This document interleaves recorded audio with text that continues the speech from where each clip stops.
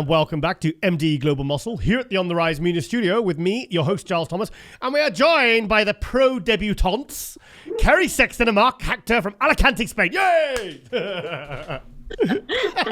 like that? You like that? Very good, very good. And you like my Kermit arms, yeah? Right, okay, guys, okay. Enough frivolity. Now, you're in Alicante, Spain. It's the day after the Europa Pro Spain. That's Kerry Sexton and Marc Hector. What's it been like, both of you, making your pro debut? What's it been like? Tell us what it's been like as an experience. Do you want to start? Shall I go first? For me, it was definitely a learning experience. So it was obviously like amazing to even be there in the first place, you know, like turning pro, that's like a big thing in itself, to even be there in the first place. So yeah, I'm very grateful and obviously blessed I've been able to get that far. However, it didn't quite go how I would have liked things to go. So I made 4 call outs, which for me, out of 26 shows, I think I placed top 3 like across the board throughout my career since 2016, like 23 times I've taken the top 3 place. So for me, that was quite gutting. However, I think it's going to be a great drive pushing forward, and I know that there's so much positives to like take from it. Yeah. Like I've been looking back and I've seen things like I've liked my posing, I've liked this, I've liked that, and just obviously, like I say, being there in the first place. And now it's just kind of given me a bit more to think about, but also to dig deep to make things better, to go moving forwards. Do you know what I mean? Yeah, Kerry, I watched the live stream yesterday and I watched you coming on. I'll tell you what I think. I think your shape and structure was absolutely fantastic. To me, I thought, the first thing I said she'd be perfect for Romania. Would you consider doing Romania? Yeah, so it is a kind of consideration. Good. It's definitely a thought in my head right now. Yeah. But it's been a bit of a difficult prep in the first place, with a few little like complications and stuff going on. So I'm just kind of trying to work out where I'm at really. Yeah. Take extra days. We've just paid to like stay here longer, take a few extra days, just chill out a bit and work out where to go next for myself. So yeah, it's definitely like a thought in mind. Yeah, I just thought she just needs a few more weeks. I think 3-4 more weeks, and you'd be absolutely perfect, and you'd be right up there. Honestly, because I was saying to someone else that the thing with bikini is you've got to have a distinctive shape and structure. And as soon as you came on and you just side pose, I was like, yeah, she's got a very, very, really nice shape, nice lines. You just needed, to me, it just looked like you needed another 3 weeks. That's all. And then I think you'd be, because you're really, really good, very polished. But like I said, you just needed 3 more weeks and you'd be perfect. Yeah, I definitely agree that my condition was very off. But like you say, it's all things that I can change. So yeah, exactly. I'm just happy that it is something I can change moving forward. So yeah, positive really. And over to you, Marc. I always forgot what the question was again now. Yeah, too busy thinking about burgers. Starbucks. Yeah, so what was it like, mate? A pro debut, finally. I mean, you turned pro in 2018 at the Amateur Olympia. You've been very, very busy, making serious improvements. And what was it like, mate? What was it like finally being up there? To be honest, I've thoroughly enjoyed the experience. It's something I've been waiting for quite a long time now. I wouldn't say I was nervous. More than anything, I was excited to get on stage and compete with the best of the best, because I see this show, what I competed in, it was going to be the biggest show probably next to Olympia for this year. Yeah. So what better way to go and compete at a packed show, see where I'm at and see what I can actually bring to such a prestigious show. I'm really happy with how it went. I brought my biggest shape to the stage and also my most conditioned shape to the stage. So I'm happy with how I performed. I was going absolutely bananas when I was watching the live stream, watching you, mate, to be honest. I mean, when you got called out next to Samson, and I was like, because I think the judging, Samson faded and you got better as you posed. You really your physique kind of came alive. And then I think at the night show, you managed to hold it. Samson tried to pull it back a little bit more. But I mean, I was just wowed by your structure, by your shape. Your shoulder to waist ratio was absolutely incredible. Your legs are up. I think they still need a little bit more size, I think, to get yourself in perfect balance. But how much heavier were you for the pro debut than you were when the Amateur Olympia in 2018? So when I won my pro card in 2018, I was 103 kg. Is that all? I was 103 kg. So I competed as a super heavyweight, and the entry needed to be over 102. So I was 103 kg. Yeah. And I was probably about 8 kg up on that yesterday. I didn't weigh myself on the day, but I was probably about 8 kg up on that from 2018. So I'm really happy with that. And you know, the crazy thing is, I was looking at all the progress pictures up till a couple of weeks ago, and I was like, I didn't, it was like with Jamie the Giant, I didn't see huge amounts of improvements. And then all of a sudden, in the last couple of weeks, I think it was that side chest you posted the other week, and I was like, holy shit. I was like, this guy's really, really, like, I could see that it's like everything just started popping on your physique. So, I mean, you took 7th place. You had some great call outs. People were saying they had you in top 3, top 5. You know, there's a real buzz and a real excitement about you now, saying that, you know, that you could be like, you know, placing at the Olympia in the next couple of years. I mean, so how does that feel, knowing that you've really arrived now as a pro? It's really good. To be honest, it's been a little bit overwhelming. I've had so many messages since yesterday to today on Instagram, WhatsApp. I've not even had a chance to get back to everyone. So many different tags. It's nice because I've not only had the messages from people who know me, but people who don't even know me as well. If you see me backstage, there's people stopping me backstage, asking me for pictures after the show, asking for pictures, giving me compliments, saying your physique is beautiful and your symmetry, I can see you going far in the sport. It's really encouraging because this is where I want to be, and this is where I feel like I can actually progress from here. But I needed this first show initially to almost like test the waters and see where I'm at, and use that as motivation moving forwards as well. So were you prepped? Were you prepped start to finish by Abdullah, Brandon Curry's coach from Kuwait? That's right, yeah. So prepped from start to finish with Abdullah. The plan was initially, because I was out in Kuwait before the pandemic hit, so we was out there for 6 weeks. The plan was to do an off-season out there, then go straight into a prep. We were looking at the British Grand Prix, what should have been May the 3rd, and then we was also looking at New York Pro. But COVID hit and plans were stopped. Came back to the UK, and we just continued. It was like business as normal. So daily communication with Abdullah. When I say daily, it's like 4, 5, 6 phone calls a day. Wow. Okay. I can't ask for a better coach at all in Abdullah, in terms of if we do posing, he will stay up late when I'll get back home to go through posing on WhatsApp video calls. The communication is ongoing. He's just been the perfect coach, and the belief he has in me is actually coming out of me. I'm believing it too. And when I stepped on stage yesterday, I didn't feel any nerves. I just felt like this is just my time to enjoy the moment, because this is what I worked so hard for. Good. Well, I can definitely confirm, Abdullah, because when we were doing the Brandon Curry European tour back in the Olympia All-Star tour back in February, we had Abdullah. We actually, when we were on the tour, the interview that we'd done with Abdullah came out. So we actually played it in the car when we were traveling, I think, to one of the airports.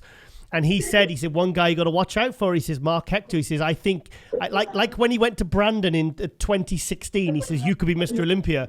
He pretty much said exactly the same about you.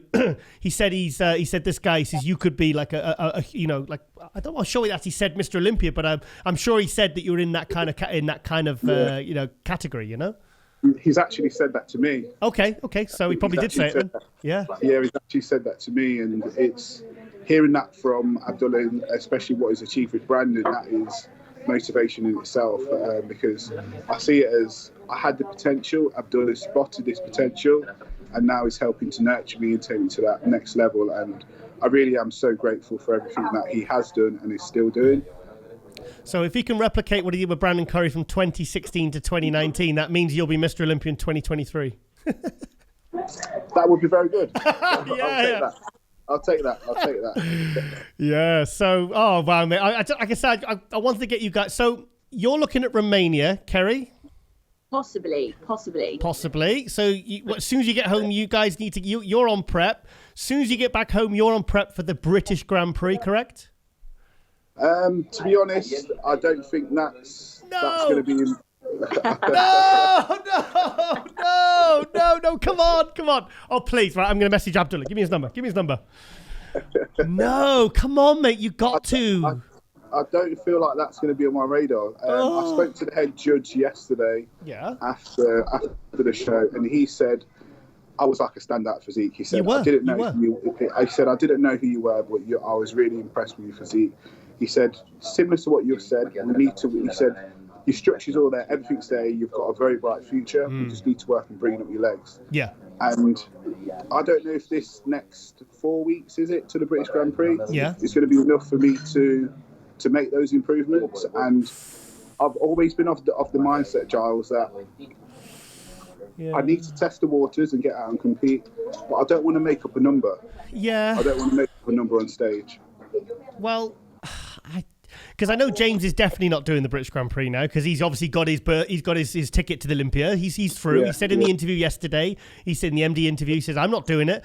So I imagine Samson would be,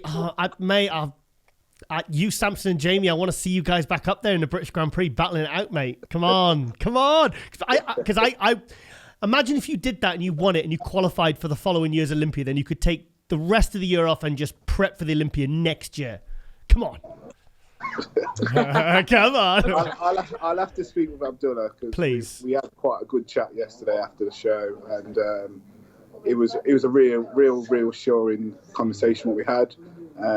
The plans will be at post Olympia to go back out to Kuwait. Hopefully everything's all right with COVID, and I'm going to do a full off season out there and make the necessary changes that I need to be to make sure that I'll get the results I really want. How old are you now, Mark? I'm 33. I had to think about that. 33. 33. So I mean, come on, you're just right there, you know. It's like already the pro debuts of you both. I know you weren't exactly that crazily happy about what you do, but your shape and structure. It's just a matter of tweaking your condition. With you, I think I'm surprised that Tim Gardner hasn't been on the phone trying to get you over to Chicago. To be honest, after seeing the live stream, I'm surprised he's not begging you to come to Chicago. Well, I watched this space. To be honest, my messages are going off the hook at the moment. Yeah, I've not even had a chance to reply to everyone, so maybe you might be listening. What does Brandon Curry think? Have you spoke to him yet? I've not spoken with Brandon post show, but they were really impressed. Yeah. I'm not a judge, so I can only go with where I was placed, but I'm very happy with what I brought to the stage, and it was a competitive lineup. So yeah, it's also really, really positive, isn't it? Like, there's been like quite a lot of the top people. It's been really, really positive from like your end. So even like when I came off stage doing the 30 seconds free posing, Regan Grimes said to me, "Wow, you've got an awesome physique." Yeah. Me and James were standing in the lineup to go and do our 1 minute posing routine. Me and James were having a good conversation as well.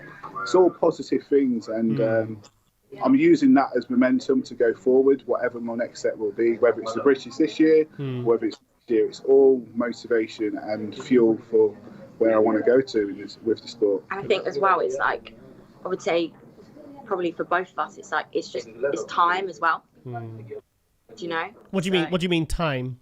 Like, I don't know, I feel like what he said about like bringing like his legs up or body parts up. Okay. Time. And like my coach has given me really positive feedback and has believed in me like right from like the off, and I've like done posing lessons with like Issa, who's obviously Miss Bikini Olympia, and she's like in love with my physique. Yeah. So and obviously we share the same coach and stuff, and it's like so like, it's just like Ricardo said to me, like it's just a matter of like, it's a matter of time, and I just think it's a really good place and positive place for us to both kind of be in, and it's quite cool that we can both kind of be there. Kerry, what was it like prepping together? Pardon? Kerry, what was it like prepping together? Do you know what? It's been really, really good, to be fair. Yeah. We just kind of adapted together, didn't we? We kind of just bounced off each other. Yeah, we train every session together. Yeah, did you train together? Yeah, generally I pretty much used to train on my own, other than when I was out in Kuwait. But Kerry trains really hard, and for me to train with someone else, then you've got to have a special mindset, a special mentality. It's like there's no part of her where you think she's not pulling the weight, she's not putting it in, even when she's tired. Thinking to herself, wow, this is extra motivation for me. And it's just been a nice journey to be able to share with someone with the same passion, and just do the journey together and be here together. We noticed a bit of a pattern towards the end. It would be like I would have a hard day and he would have a good day. Okay. So he would bring me up, and then the next day we'd pretty much know that we're going to swap.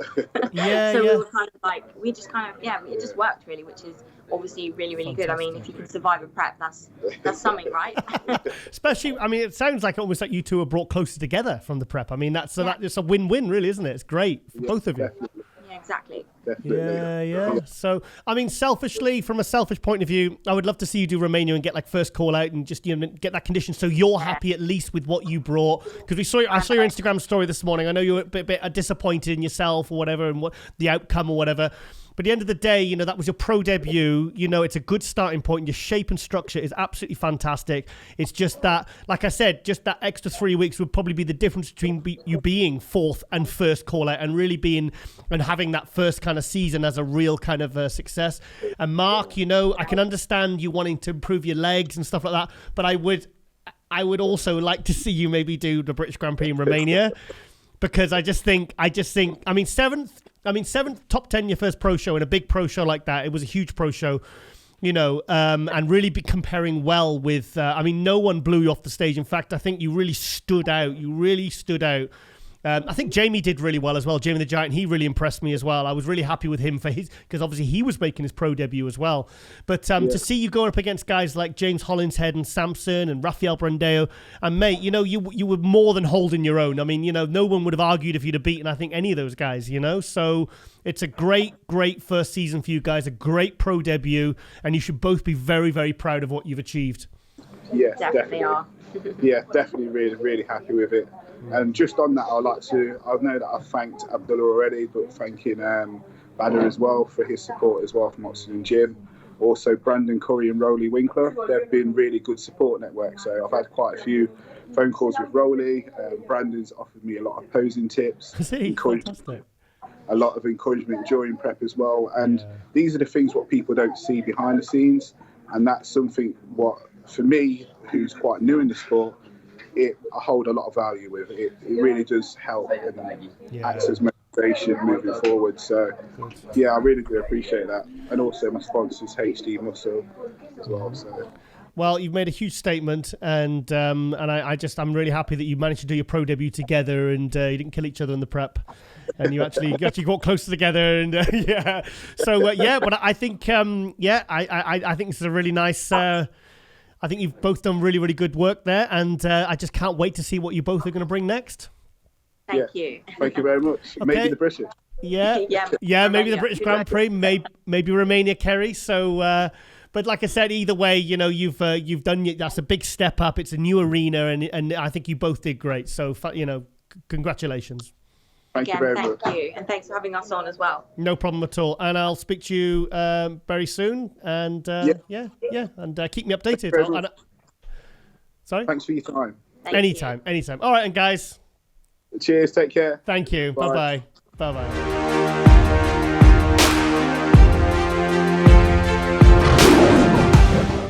And welcome back to MD Global Muscle here at the On the RiZe Media Studio with me, your host, Giles Thomas.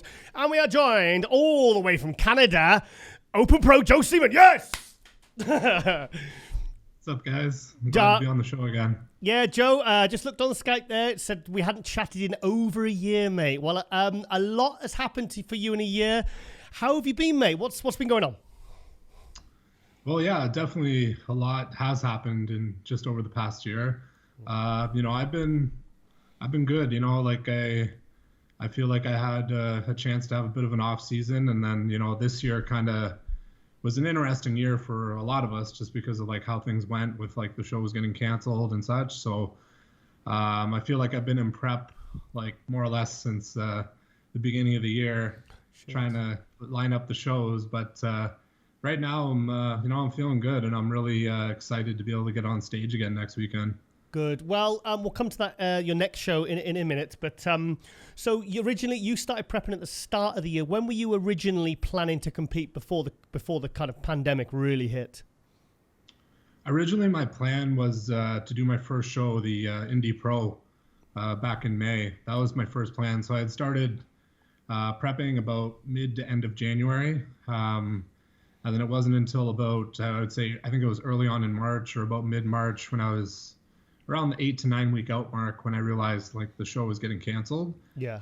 So from there, I kind of just decided to take a step back and just like kind of like, not go into an off season, but, kind of like maintain my condition type look and just give my body a little bit of a break from the contest prep and see how the next couple months went until I could, for sure kind of line up a show to do, or at least have a better idea of like the shows that aren't going to be canceled, because I didn't want to be indefinitely like fully into contest prep because I knew if I did that, then I'd be too burnt out by the end of the year. Yeah. To continue to compete, So I just took a few steps back for a couple months, and then luckily our gyms were opening up again by the end of June, so I was able to be back fully in the gym by about, and that's when I decided, to do the Cali Pro, because I was able to be back at the gym fully and everything was like, full throttle again. So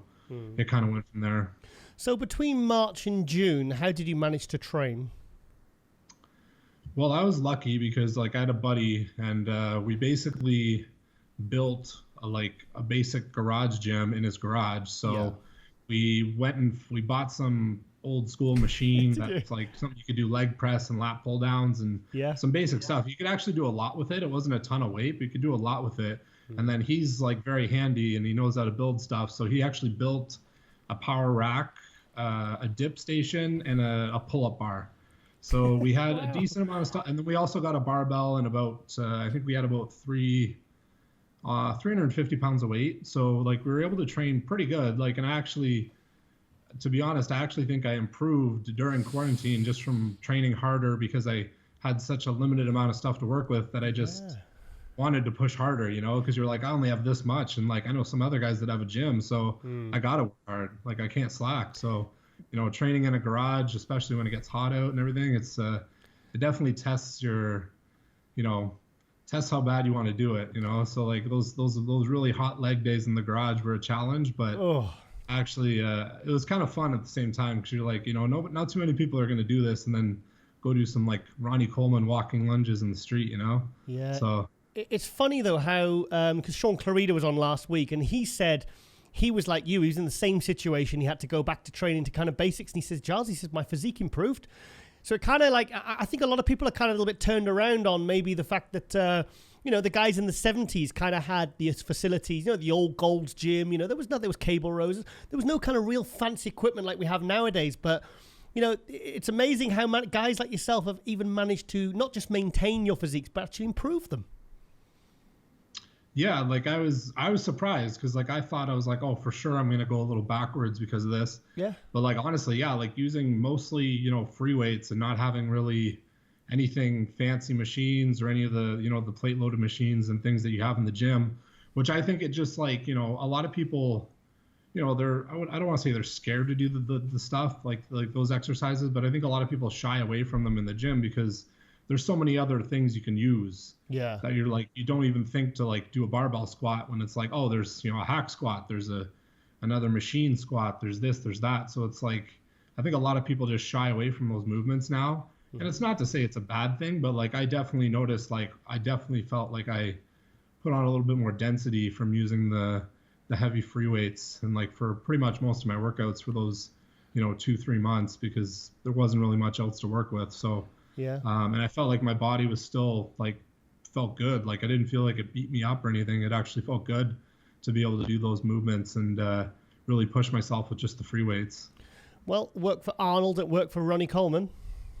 Yeah, that's very true. Yeah, exactly. So you felt quite you're kind of enough to kind of. So did you do more sets? Or I'm curious to know when you're limited with how much equipment you have to train. you know, what you actually did in terms of exercises? I mean, did you adjust your training accordingly? I did, but I also got a little creative at the same time. Like I would say, like for like a back day, I would do something like I would do pull-ups, I would do barbell rows, and then like my friend, he actually designed one of those attachments so we could do like a T-bar row. Okay. And he made a handle, so I'd be like, you know, I'd do like a chin up, I'd do the barbell row, I'd do a T-bar row, I would do like a one-arm row, either with the T-bar, like the bar that's hooked into the hinge, or I would do like a dumbbell, because I did have a couple dumbbells, like 100-pound dumbbells, so I might do a dumbbell row variation and then do like some rack pulls or something similar. And then I also had that cable machine, so I could do like, you know, maybe a lat pull down or something. It wasn't a lot of weight, obviously, but like to finish off a back day, doing some type of pull down variation there. And then legs, I think legs was a little more challenging in regards to like maybe hamstrings, because I didn't really have much for like. Yeah, that's what other bodybuilders have said. They said, you know, we could pretty much do every body, like Ian Valliere said, we can pretty much do every body part in these home gyms, but the one thing we did struggle with for variety was things like legs, you know, so that, yeah. Yeah, like hamstrings especially, like I ended up just buying some resistance bands just so I could do different leg curl variations, just to like get a little bit of something else in there, because I could basically do like stiff leg deadlifts and whatever, but it's like there was not a lot of things I could use to isolate like you would have in the gym. So I feel like for certain body parts like that, it was hard to have enough variety to isolate certain things. But overall though, like there was some days I was probably more sore than I would ever be in the gym too. So I was surprised, like it surprised me. I was like, wow, I remember like using those weights, like, and I'm being like, wow, I'm sore as hell today. Like, I can't believe it. But like, I think, you know, just when you have that mindset and you just really want to do it, it just, you make it happen somehow, you know? Yeah. Did it send you back to your kind of early days when you started training? Because most of us all started off training in either basic gyms or home gyms or garage gyms. Did it kind of remind you of why you love training? It did, actually. It was funny because like when I first started like getting into like working out, I was like, you know, in my late teens, like when I lived with my parents, and they had like, my dad had this like old like weeder weights and stuff, those sand weights in the basement. Yeah, so we all did, mate. We all did. And like, it brought back those memories of those days. And I was like, man, I'm like, I remember doing this back when I was like 17, 18. And then before I ever got in the gym, and I was just like, but then you get back in the gym and you're like, you really appreciate having all that variety, because you're just like, wow, this is amazing. Like in comparison, but it's like, it definitely reminded me of those, like, you know, first few years of me, like when I first started working out, like, you know, when you're just like doing anything you can with what you have and just making it happen. And it was cool. Like it's kind of cool when you think about it. You're like, you know, you're able to adjust and still get the job done, even if you only have a limited amount of stuff to work with, you know? So. Good. Well, let's give a bit of context, because last year you did something that was pretty incredible. You turned pro at the Toronto Pro in the amateur show. And was it the same day or the next day that you did the pros, the open pros?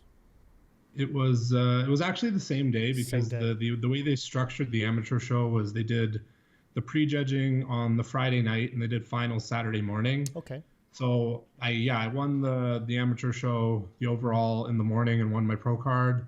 And then that Saturday night I did the pro show, and then I ended up placing fourth. So yeah, that was a pretty crazy experience to do that all in one day. You know, still to this day, that's probably like the craziest day for me competing wise, just because like to be able to do that, like I had no expectation going into that show. It's just like, well, you know, might as well do it. I'm already in shape and just see what happens. And I was like, you know, I can understand why I obviously placed, and I know I deserved it, but it was like, at the time I was just like, holy crap, I just got top 5 my first show. So like, the thing is, it was a good. I mean, all the shows are good. All the open pro shows are good. But just tell us who you were up against in that contest. Well, there was John De La Rosa, Ian Valliere, Josh Wade, Quentin Urea.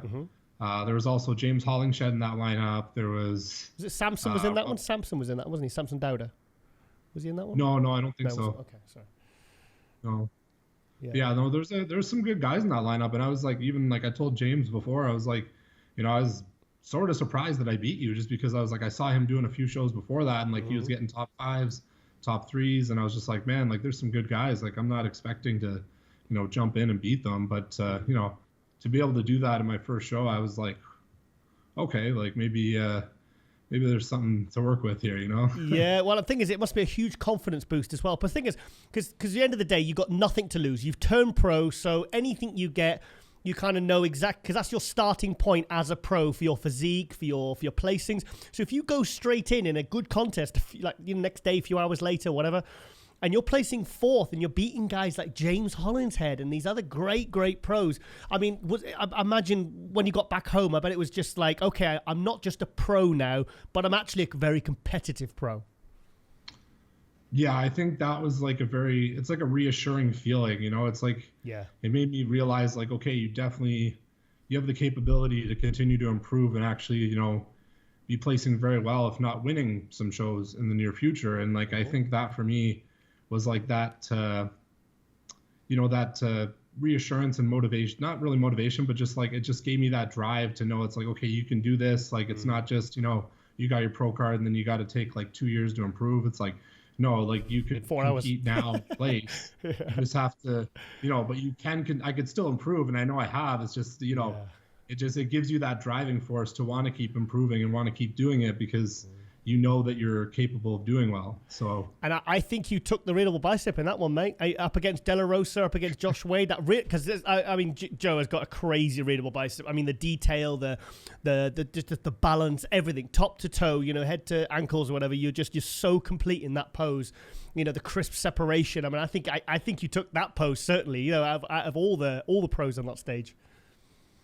Yeah, I feel like my two best shots would have to be the side tricep and the back little bicep are probably the two best ones for me. I was just about to say those are the ones everybody always definitely points out, and they're like, those are crazy. And like, it's not like I know my weakest is usually from the front, but my side and my back shots are definitely my stronger points that help me get like into the higher placings, I think. Yeah, I was just about to say, because I mean, you posted the side tricep shot the other day, and because you've got such a big, full, wide chest, and then you've got these big, thick outer triceps, your legs, your ham drop, and it's just like your chest and back are such complete. They're so well developed. I mean, I totally agree. Those are easily your two best shots. Yeah, no, I would definitely have to agree with that there for sure. Good. So, I mean, you're being prepped by a very good friend of mine, Patrick Tour from Switzerland. Tell us how that came about. Well, it was I was about 10 weeks, I think 10 weeks out of doing the Cali Pro, because I had already started sort of prepping myself for that. And like for the past few years, I've pretty much just, prepped myself. I've had like, on and off with a few coaches here and there, but I just never really found like a coach that I really felt like it was going to work for myself, because I already have, quite a bit of knowledge, and like I've worked, like prepped myself quite a few times before. So I know kind of what has worked for me in the past. Oh, because you're a coach. Sorry, Joe, because you're a coach as well, aren't you? Yeah. I coach a lot of people as well. Of course. Yeah. And so I basically like, just from like talking to, because I know Ian Valliere, he's local to where I am as well. Okay. And we had trained together a handful of times, and just discussing about like how his, things were going with him and with working with Patrick. And then just from like seeing the progression with like guys like James and, talking to James and that, I just like, I made the decision. It was like, I think it was right after doing a podcast actually with talking to James. Messaged Patrick like right after that at like, I was just under 10 weeks out, and I was just like, hey, like, would you be willing to work with me, this and that? And he like emailed me back like within the hour, and I was like, holy crap. I was like, I thought it might take a couple of days, but it was like an hour later, the guy emails me back. And then by the next day, like I had started on whatever he wanted me to do in regards to diet and everything. And like at first, like for me, like doing my own thing for a while, at first it was hard to really like fully adjust to like checking in with someone on the daily, because I'd never done that before. Daily? You were checking in daily with Patrick? Yeah, every single day. It's check in. And then, he basically just tweaks if we need to change anything for the next day. It's basically like, this is what you do for cardio tomorrow. This is what you're going to eat tomorrow, this and so on. And I just found like it's obviously very meticulous. And I can tell that, like, for one, you can tell he's extremely knowledgeable. Yeah. Like more knowledgeable than any other coach I've ever worked with. And on top of that, like, you can tell he cares about what he's doing, and that like he's very like he's got a good eye for like what you need to do. And like that's just going into the Cali show, like I was very interested to see like, you know, what we would do, and I found like what we did worked really well, and it was so basic, like in the sense of like we didn't do anything extreme, you know, and I found like it worked so well that I was just like, okay, like, you know, I definitely want to keep working with this guy because like it's only brought my physique to a better level from like his you know, his guidance over the past 3 months. Do you know that's something I've noticed in the last few years with the difference between the coaches of say a few years ago and the super coaches of today is they don't just, before it used to be weekly or fortnightly check-ins. Now people like Patrick with Chris Aceto, they want daily check-in almost every day to make daily adjustments to diet, to like normally it'd be like there's your diet for the next week, at least a week, we won't make any changes. But people like Chris Aceto and Patrick Tour, they will make daily changes to cardio, to food, you know, because they know the effect it will have on the athlete's body.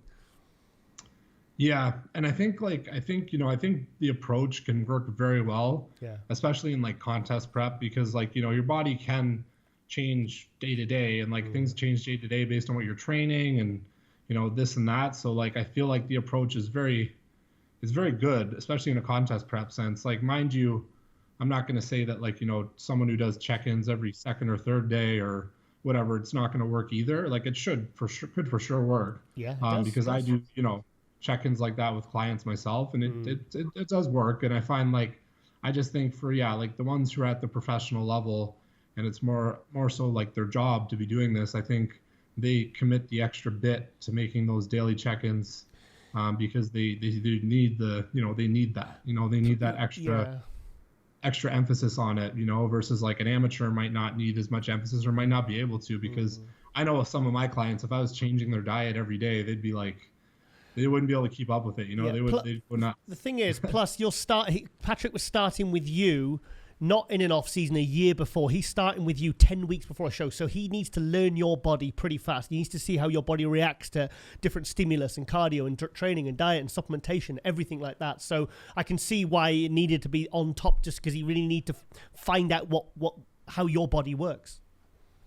Yeah. And I think it definitely, we definitely found things that worked for me. And like, I definitely noticed a difference, like the method he was doing it, like just in regards to the cardio and the diet and things like that. And like when he would change things, like it all made sense, you know, like the way he would change things. And like, even as we got close to the show, I was like, wow, like I even told him, I was like, you know, this is like the best I've ever been able to train leading into a show in regards to like strength and, you know, maintaining my strength and not feeling like, you know, it's like you always feel depleted, hungry, whatever, but it's like I felt like my body felt better the way he was doing it, because I was still like, you know, getting enough fuel to train hard and like, you know, still obviously getting in shape. But it's like I feel like his approach is more like, you know, not going so drastically into a deficit when some people would, you know, it's like kind of playing along that line just so you're getting the conditioning, but you're holding all the muscle, if not building. Because I feel like with him, if you look at like when I started until say, you know, recently, like my weight didn't change an insane amount. Like I think when I started, I was around like the 280 mark, and then you know, now I'm like, you know, I've been hovering in like the mid to low 260s now. So it's like, I didn't realize you were that heavy. I didn't realize you were that heavy, Joe. Yeah, like I probably like I think just before California, I think a week out or about a week out of California, I was about 264, 265. Holy shit. And then like now I'm probably going to I'll be a little bit lighter for this show, because I think my just dieting an extra, you know, 4 or 5 weeks, I feel like the conditioning is just a little stronger. Yeah. But like I'll still be around the 260 mark, I think, you know, which will be about, you know, roughly, I think roughly 7 pounds heavier than I was last year. See, that's a 7, you know, good quality pounds on a physique. Because thing is, Joe, I was surprised when how tall are you? 5'10". 5'10", you're 2'6". I was expecting you to say like 6 foot tall. So, I mean, you're carrying a lot of size, but the good thing about your physique is you do have really, really good detail and muscle separation for a guy that big.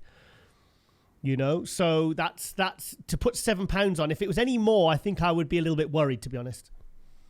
Yeah, like I didn't like, and that's the thing, is like I wasn't trying to drastically get bigger. I was just trying to make those small, that was smart, you know, incremental improvements. Like I wanted to have a little bit more, sweep and size to my quads, and then a little bit more like just in a little bit more legs, and then as well as like trying to get a little more width up top to like help my make my waist look even smaller. Yeah. And I feel like I've been able to do that. I feel like I do have a better overall look than I did last year. And I'm just like really, I'm excited to be able to actually showcase that better in this upcoming show in just over a week, because I'll definitely have better stage lighting to deal with as well. I was gonna come to that one, mate. So one last question about working with Patrick. What would you say the 2 positive things you've learnt about your body from working with Patrick?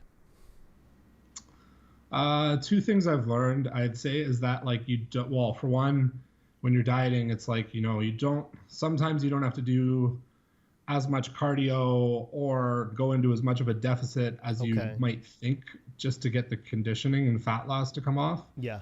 And sometimes and I think I've learned better, because I've always for myself, looking at my clients, I can tell, be like, okay, they're flat, or they're, they need a refeed, or they need this, or they need that, whatever. But when I look at myself, sometimes I'm like, I find it harder to tell, am I really flat, or do I just think I'm flat, or this and that. And I feel like through seeing when he's, giving me a high carb day, or how I looked after a high carb day and before and after, and just seeing those changes on a day-to-day change, it's given me a better idea of what I should look like full, and what I actually do look like flat, and as well as the deficits and the cardio and stuff. I feel like those margins have really opened up my eyes more to seeing what I should look like. Because I even said to him just a day or 2 ago, I was like, I still have trouble knowing if I'm really flat or full or whatever, but I got a better eye for it with myself now than I did before, because you're always your worst critic. So you're just am I this, or am I that, and you can't really always tell 100%. But since working with him, I've definitely got a better eye for, what's really works for me. I can imagine you're a very easy client to work with, given that you're a coach as well. Yeah, I would say so. I don't really have a ton of questions, either. Usually it's just he says, "Okay, do this," and I'm like, "All right." And you do that, and then you check in again, and you just keep going. I'm like, I know what it's like to have clients when they ask you a bunch of questions, and it's understandable. At midnight, can I have sugar-free chewing gum, please? 6 weeks out. Yeah. Well, yeah. I even had a guy ask me the other day about having coffee, and I was like, "Yeah, you can have black coffee, man. That's fine." Yeah. I'm like, it's not an issue at all to have black coffee. But there's certain things like that where it's I wouldn't even waste his time. I wouldn't be like, "Oh, can I have a black coffee at 2:00 today?" He'd probably just be like, "Yeah, go for it, man. Whatever." He'd probably, you know what I mean? So I think there's a lot of stuff where it's you don't really need to ask, but then there's and the only time I would ask if I was really unsure, it'd be when you're really trying to dial it in the last couple of days. But I would say I'm a pretty easy client. I don't have a ton of questions. I just, I just basically wanted someone that I knew was very knowledgeable and would be able to be objective and, just tell me what to do. Just tell me what to do, and that's pretty much it. I don't need someone to hold my hand. I just need someone to be here, do this. Good, go. Good. I'm glad to hear it. Now, the Cali Pro, that was your second pro show. You did it a few weeks ago now. Take us through that as an experience. Well, going into that show, I definitely put a ton of pressure on myself to place really well. The whole time I was I really wanted to be in the mix, in the top few guys and this and that. So I had a lot of pressure on myself, but I also had, just people around you who are just really expecting you to do well, especially when they see you place top 5 in your first show the year before, when you just literally just turned pro. So, myself, I definitely had a higher expectation for a placing. And so, I felt I just don't think I was mentally as prepared as I should have been in regards to the stage and how it was going to be set up and everything. Yeah. Because the venue and everything was a little bit different. And I wasn't prepared to wear a mask on stage with the routine, with the posing. Yeah. So that messed with me. And then I had a lot of glaze on me, and I just I know my presentation could have been much better when I was posing in those comparisons. And I feel that's what pushed me back to 7th, because I know physique wise and what I know I can present, even with the look I had that day, which was a good look and I was happy with it, could have been in the top 4 or 5 guys for sure. But I just know it didn't translate as well with the lighting and the masks, just my presentation. So I'm not taking anything away from anybody that placed ahead of me, but I know I could have been in a better spot had like I been more, prepared for those things, or even not had to, deal with those things. But it is what it is. And from that, my goal was just be like, I want to come in even better for the next show and just have a better presentation, more confidence, everything, and have no expectation of a placing, just bring an even better look, and it's gonna, the results will show.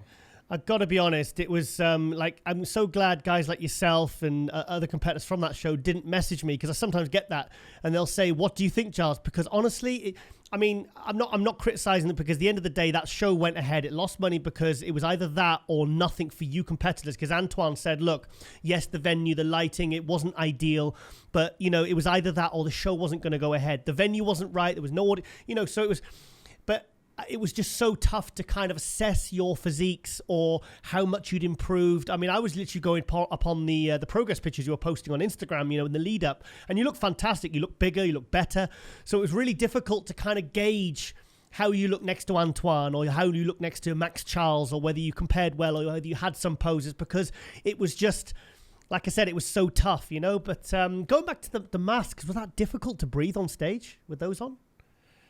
Yeah, like wearing the mask on stage, posing in a mask. Oh my god, it was tough. Like at first, like when we first started doing comparisons, it wasn't too bad. But once they started making us do more rounds, and then they like dragged on the call out, and the lights. I knew I was fading.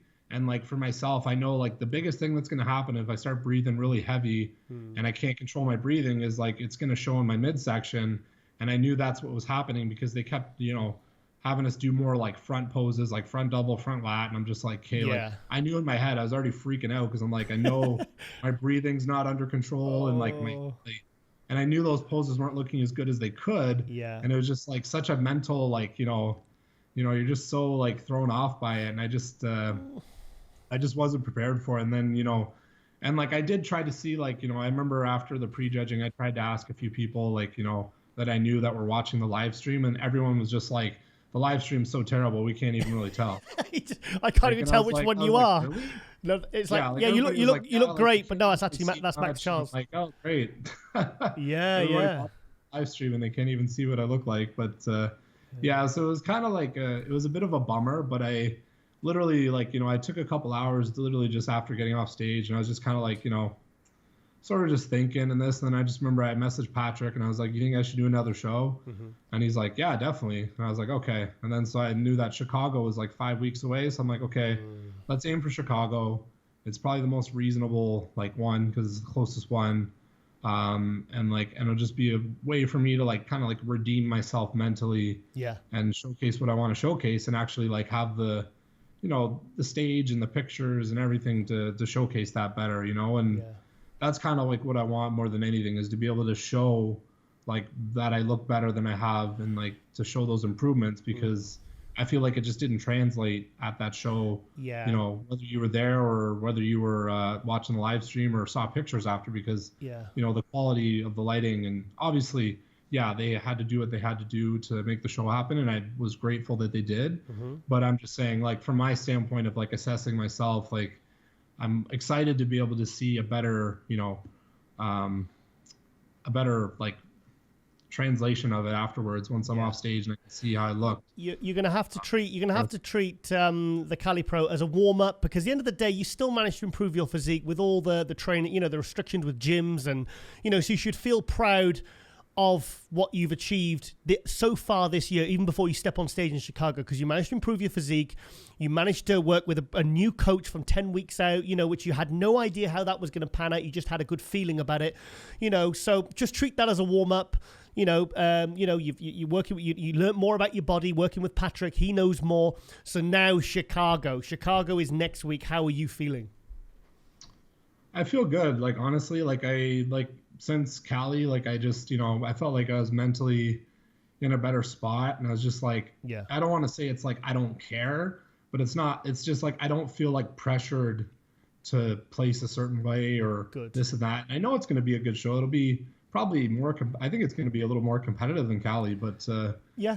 I'm more excited about it just because like I'd rather go against the some good quality bodybuilders and get my chance to stand next to them and be compared and showcase the improvements that I've made. Yeah. But yeah, like I'd say Cali definitely was I guess more like a warm up, and then this is like my main show to like really showcase the improvements I've made since 2019.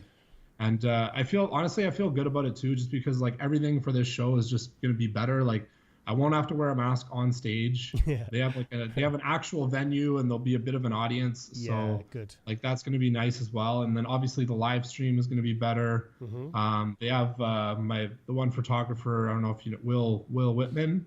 Oh yeah, He's going to be there. Yeah. So I'm going to get stage shots from him as well, which I'm excited about because he always takes really good shots. Great photographer. I met him at the Olympia last year. I think I met him. Yeah. And just like the travel is not as long for us as well. So for me to get there, it's not going to take as long. Like, because for me to get to Vegas for the Cali show, it was, to get there, it took over 16 hours the one day. So that was a long day.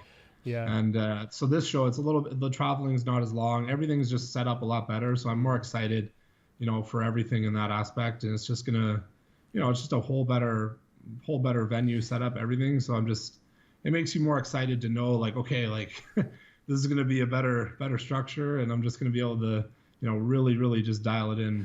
Well, if you're feeling more relaxed and you're feeling more kind of excited about doing this show, and you just listed all the reasons why, are you kind of looking forward to being compared against guys like Sergio Oliva Jr., Justin Rodriguez?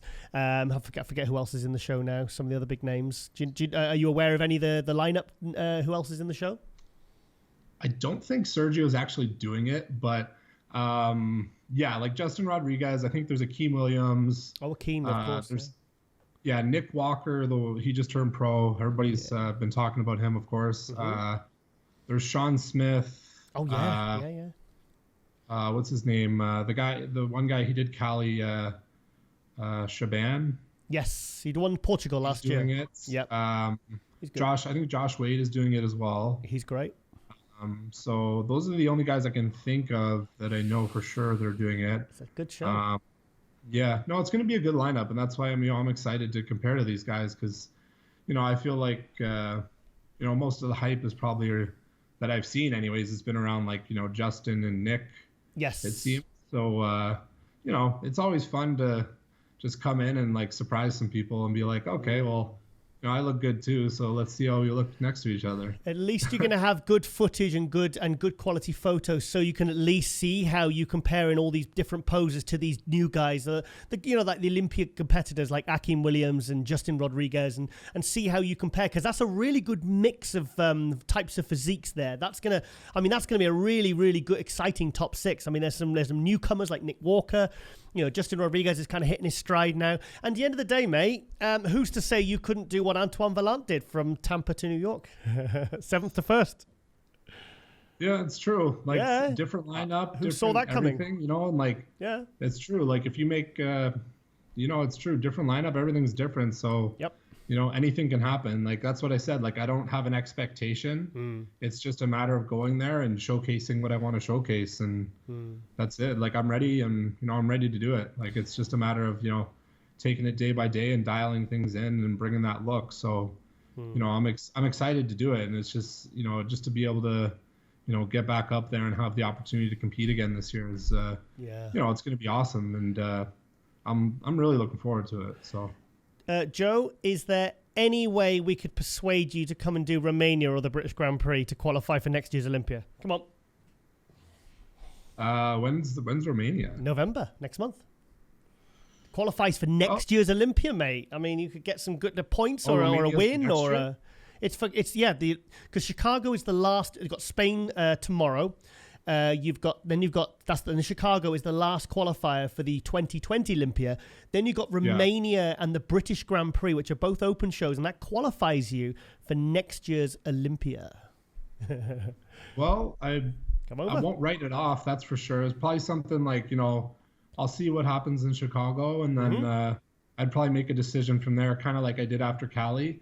But yeah, definitely not writing it off, that's for sure, because, you know, it wouldn't be too much longer afterwards. And, you know, if it's something that Patrick thinks that I could do and it'd be a good decision, then I definitely, you know, I would go for it, because, like, you know, as long as like the travel is possible and stuff, like there's no issues there, then I think that's like the only thing I would mainly think about is like the travel aspect. But yeah, I'm definitely not writing it off, because I didn't even know those were for next year. So that'd be a cool way to end the season. Well, you and Patrick are more than welcome to stay at my house, mate, and we'll drive down together if you want. There's an offer. Serious? No, it's a serious offer. Right. It's a serious offer. If you guys want to do that, Patrick has been to my house. He put him in a local hotel, actually. If you want to stay, guys want to stay local, whatever, you're more than welcome to stay here, and we can drive down and you can go and kick ass at the British Grand Prix. Sounds a good idea, to be honest. Yeah, it's on camera. Set it on camera. So yeah. Okay then, Joe. Well, this has been really, really good, mate. Actually, let's talk a little bit about your coaching. How's that going? It's been going great. Like, honestly, like since the gym's opened back up here and everything, like it's been really, really, really busy. Yeah. So for me, like outside of prep, like that's pretty much all I'm doing is coaching and, you know, doing that kind of work. So it's like, you know, I've been really busy just between that and prep. And it's been going really well. You know, I work with quite a few clients, you know, across like, well, Canada, the US, some in the, you know, some overseas as well. So it's like, you know, it's gone really well. And I'm grateful to be able to do what I do. So it just enables me to, you know, keep pushing, you know, and training and focusing on my, you know, competitive career as well. Good. Well, and it's really good as well, because, I mean, we had you on a year ago when you just took fourth at the Toronto, and you seem so much more confident, excited, like sure of what you want. You know where you're headed. I think it was all I think we got you on right after you took fourth, and you were just like, I can't believe what just happened. I can't believe it. It was like such I think you hadn't even processed it yet. I remember when I interviewed Brandon Curry about 20 minutes after he won the Olympia, and you could see the guy he wasn't engaged because it hadn't hit him, you know. And I think it was the same with you last year. You just like, but now you kind of like, right, okay, now I know I belong. I know I can win pro shows. And you're working with Patrick, you know. And I was so happy when I heard about that. When I saw that on Instagram, I was really buzzing, because Patrick is really hitting his stride now. I mean, he's been around people don't realize Patrick's been around, like a lot of these coaches, Neil Hill, these guys are around. These guys have been around for, you know, 20 years, 10, 20 years, you know, doing what they do. And then all of a sudden they just really hyper focus, and then they take their everything they're doing to the next level, and that's what Patrick's done. So I'm really happy to see you guys have really hit it off, and I'm just excited to see, you know, like proper good quality photos from the Chicago, and, you know, see you in that first call out, and I think you're going to surprise a few people in Chicago, mate. I really do. No, I think so too. Like, I feel like, you know, like, and that's why, like, I'd rather be the guy that's not hyped up, because then when you show up and look great, everybody's just like, hey, where do you come from? Yeah. And then I'd rather that than too much hype, and then you don't produce, you know. Yeah. But I know, I'm still, I guess, other than Nick Walker, I'm probably the youngest guy in the lineup too. So like that's another factor that I like. How old are you now, Joe? I'm 28. 28. Oh my God, you got so much potential. 28, and wow. Okay, I couldn't even grow a beard at 28. Right, so that's fantastic. Wow, you got 260, 5'10", you know, and you really, I mean, there's a real kind of wave of Canadian guys like Ian Valliere, Quintin Area, Anton Vallant, yourself.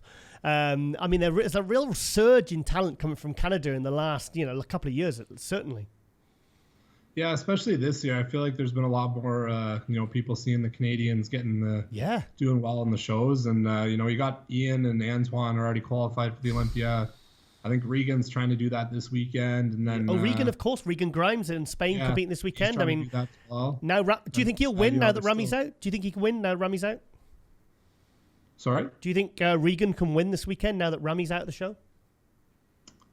I don't think it's out of the question. It's a hard one to choose. Like, honestly, like there's a few really good guys, you know, and it kind of just like, it's like apples and oranges with some of their physiques. So I think it could happen, but it's just one of those things where it's like, you got to see those guys next to each other to see, you know, what goes where, you know? Okay, then. Okay. Well, 1 second. James Hollinshead versus Regan Grimes. Who wins? Come on. I honestly, like, I gotta say James, just because I'm very impressed with like how much he has improved since last year. Yeah. And I just feel like the amount of muscle he carries with conditioning is going to be a little bit overpowering for someone like Regan. Okay. So I feel like if it was down to them two, I feel like James would win. If they're like 1 and 2, I feel like James would probably pull out on top between them two. So what about Rafael Brandao then? Well, if you throw him in the mix, I just mean like, you know, between them two, that's what I mean. There's Rafael, there's Lucas Ocelot, there's a few guys, so it's hard to say. But yeah, Rafael's almost like he's got that Regan, you know, type structure where it's like the tiny waist, but he does carry a pretty good amount of muscle. He's more detailed, detailed. And the details. So it's like, you know, it's like they're all different physiques, and it's like it's one of those things. Like I said, you know, once you see them line up, it's better to easier to call it, I guess you could say. But I say like any three of those guys could be interchanging placings in the top 3, top 4. You know. Well, by the time this interview goes out, we'll know exactly who won the Europa Pro Spain Alicante show. So so it's exciting. Okay then, Joe. Well, this has been absolutely amazing, mate. And like I said, it's great to see you've kind of really opened up now, and you're very you're kind of hitting your stride. And it's good to see that you're more confident and feeling good, and you know, and excited about moving forward, mate. So yeah, I really wish you all the best for Chicago. Awesome. No, I really appreciate it, and I appreciate coming on again. Yeah. The show, and like I'm excited for next weekend, and I can't wait to showcase it, you know. And you did say you don't want to be a guy that's being hyped, but I'm sorry, we are going to hype you now. So tough, tough shit. That's okay. Okay, if you guys do. Yeah, sorry, mate. It's kind of what we do, you know. So, all right then, mate. Well, all the best, and we'll keep a close eye on what happens in Chicago, mate. All the best. All right, perfect. Okay, thank you, Joe. Bye-bye. No problem, guys.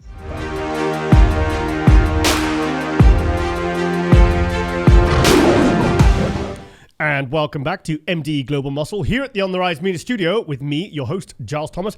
And we are joined all the way from, I don't know where, Asha Hadley. Yay! maybe should have asked. Hi, how are you? How you doing, Asha? Sorry, where are you actually from? I'm in Houston, Texas now. Originally, I'm from Miami, Florida, though. But I've been in Texas for about 6 years now. Okay. It's Houston. I've been to Dallas. Is that far from Houston? It's about 4 hours north of Houston, yeah. Yeah, that's quite far. Right. So now you popped up on my radar when you won the Savannah Pro. I did a bit of research. We did a shout out on you, and I saw you were a 3-time Olympian. So that I deduced, Sherlock Holmes here, that you were women's physique. So tell us about that. Well, I actually went to the Olympia only once. Okay. But I did start. Well, I actually started out in figure a long time ago. Yeah. I did my first 2 competitions in figure like in 2011, 2012. And then I was too big for figure, so I switched over to physique. And that's when I think they first had the first Olympia physique was when I switched over. And I won my pro card in physique very quickly. So where did you win your pro card? It was Nationals in Atlanta in 2012. 2012. So you did the 2013, because I think 2013 was the first Olympia. That was the one that DLB won. Juliana Malakam was second. So yeah, sorry, continue.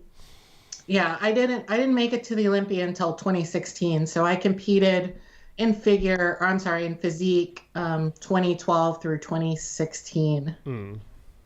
Yeah. And then the 2016 year, I made it to the Olympia, and then I was like, I needed a break for a year, and the year turned into 4 years, and here I am now. Yeah. So how did you do at the Olympia that year in 2016? I was actually at that Olympia. I placed 9th. Oh, you did 9th? Wow. I was pretty happy for my first Olympia, yeah. I think I remember you, actually. Yeah, no, I do. Actually, I do. Am I allowed to say why? Well, my ex-partner, she was stood next to you on stage. Oh, really? Okay, I'm going to have to go back and look at pictures. Yeah, no, because I remember you now. I've actually visualized you now, because there's a picture we used at Flex Magazine, and it's actually her, and then you're actually stood right next to her. I do remember, very, very clearly. Yeah, so you took ninth place. Wow. Yeah. I was probably cursing you and all those other girls that placed ahead of her that next day, actually. But right, so why did you decide to take like 3 years off? I mean, were you still training? What happened? So I decided I needed a break. I thought it was going to be maybe a year off, and then that year just kind of continued on. And I really had almost kind of, I guess, thought I was just retired. I was pretty happy. I'd found a balance with training. I always continued to train, just not at that, competition level. So I got married in the time off. So that kind of skewed things. And then, my husband kind of talked me into getting back earlier this year. And, that's what happened. So your husband talked you into getting back on prep. That's a very dedicated, understanding husband.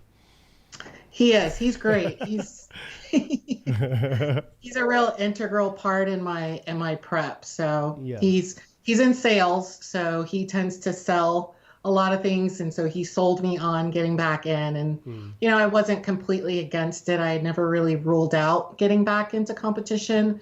It was just one of those things that wasn't really a priority, and he just kind of, gave me that little push. Well, I mean, given that you kind of switched to women's bodybuilding, I take it you didn't stop training hard in those 3 years.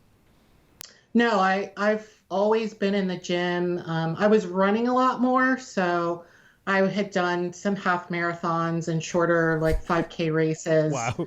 So I lost a little bit of muscle. So getting it back for this year was an added challenge. So why did you come back to female bodybuilding as opposed to women's physique, given that you'd made top 10 at Olympia? You were doing great. I mean, really, on paper. Why did you come back, and why did you come back to women's bodybuilding specifically? So I decided to do bodybuilding because, one, I trained pretty much my ass off to fit that physique kind of, body that they wanted. Yeah. I was dieting really hard. Cardio was crazy. And it was really kind of stifling the natural progress that, I was on to put on a little bit more muscle. So now in bodybuilding, I'm able to, lift heavy, which I like to, and it allows my body to kind of go naturally, or grow naturally, I should say, to fit, bodybuilding a little bit better. I also really liked what Jake Woods has done with Wings of Strength. He's brought in all these really great ambassadors with Lyndon Murray, and he's really kind of packaged it and put a good presentation on with bringing back and promoting women's bodybuilding. So it was a good kind of group to get into as well. Something tells me that maybe Alina Popper or Lyndon Murray maybe had a little word with you, had a chat with you, because I know Alina has had a hand, I think, in Margita Zamalova. She said in an interview, she says, I think she might be switching to women's bodybuilding. I was like, nah, no chance. I think now that because they're all part of that same Wings of Strength team, in Chicago and the Romania Pro and Tim Gardner. Did they have a hand, maybe encouragement, or maybe Jake Wood spoke to you at a show or something? Am I guessing right here, or? I did speak with them in Savannah, and they had nothing but positive things to say about me, about my physique, and some really encouraging words for me to, continue on and do well in women's bodybuilding. I still think you're very, very, I think you could do but well in either category. I mean, do you think your physique is probably just a little bit too big now for women's physique? I don't know. I think I am a little too big for women's physique. It's always evolving, every couple of years, the top women come out looking a little bit differently. I think the top women in women's physique are a little slimmer, or more streamlined, I should say. The waists are non-existent now. Yeah. In women's physique. I'm also pretty tall. Yeah. Which doesn't help. So my height makes me look a lot bigger than the average, physique athlete too. How tall are you, Asha? 5'7". 5'7", yeah, because I've said this many times. I do see actually women's physique as, like with Malacan and these kind of these shorter ladies. I do see it as more of a shorter ladies category, and I kind of see like figure actually better for the taller ladies. They seem to like the Jessica Ray's Padillas and the some of the other ladies. I think they suit the taller category. So taking in terms of body weight, say from the 2016 Olympia where you took 9th place to where you just won the Savannah and female bodybuilding, what was the difference in body weight? It was close to 10 pounds difference. Wow. Okay. That's quite a lot. Yeah. Yeah. So I was in the 160s when I did Olympia, and it was funny. I had a short exchange with Juliana backstage where she asked me how much I weighed, and I was, proud. I was like, I'm like 160, and she's like, whoa. Yeah. Wow, that's big. Okay. And then this show, I, obviously put on a little bit more muscle, so I came in the low 170s. Wow. For the show. 170. Yeah. I'm trying to think of like the 90s female bodybuilders, and I remember I'm just trying to think because I think the average around was maybe between 130 and 140. I think Linda Murray was. I don't think she ever went above 130ish. I think maybe I'm sure I've got that right in my head. But so was it more enjoyable prepping as a female bodybuilder? I felt like it was. I had to kind of like pinch myself because I didn't feel super deprived on this prep. Yeah. It wasn't quite as emotional as my physique preps. I almost felt like I kind of cruised through it, and it was pretty fun. It happened during quarantine, so I spent a lot of time in my garage gym when the gyms were closed, and I was really able to focus on training a lot more. But the prep, I felt was a little bit easier. Yeah. I'm sensing you're a little bit of a badass in the gym. Am I correct? I'm just getting that feeling now. Come on. I'm a real self-starter. I don't need a lot of external encouragement. I go in and I've got my own kind of monologue to push as hard as I can. I visualize winning or doing what I need to do or doing what winners do when I'm lifting.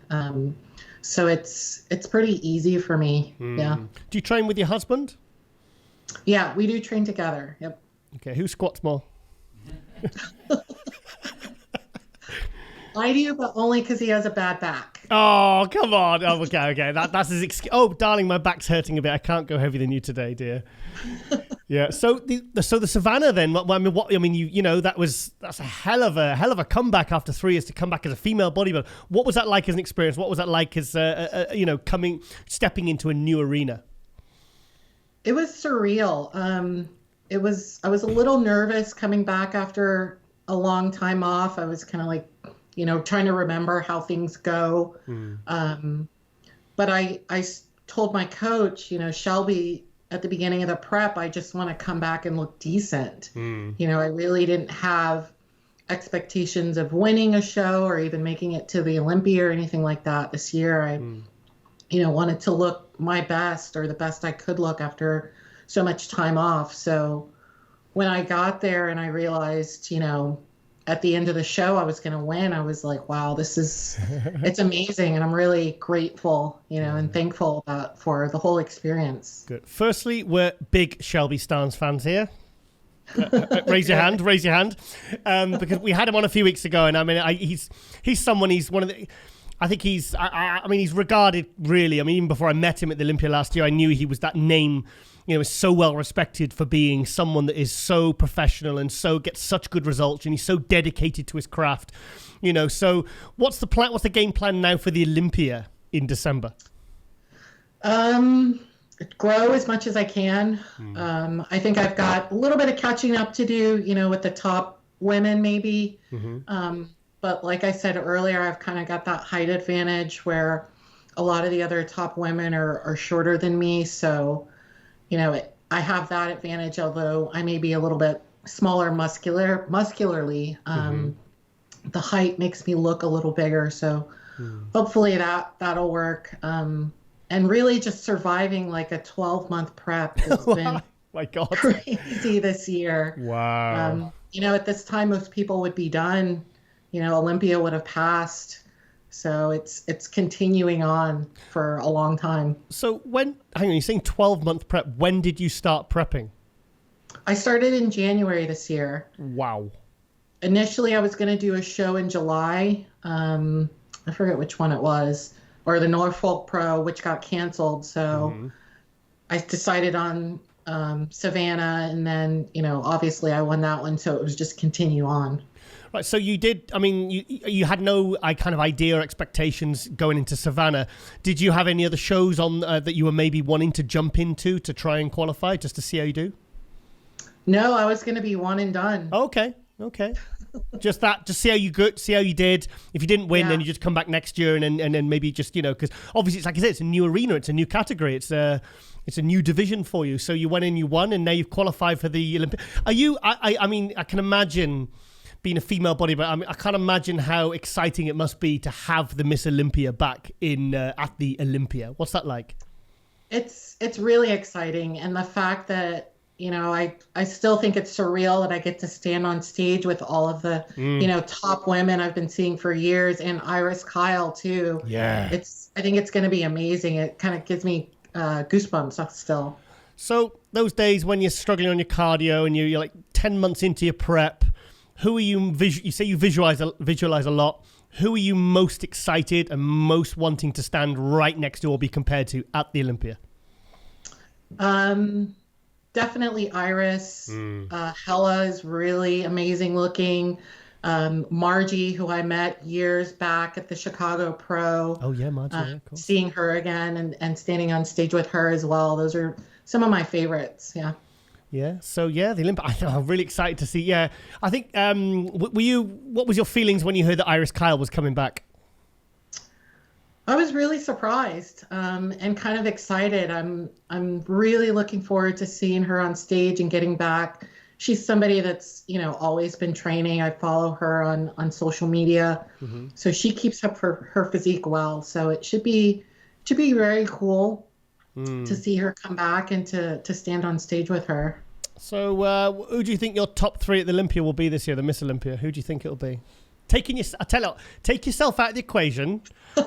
Take yourself. You're not there. You've you're sat in the audience.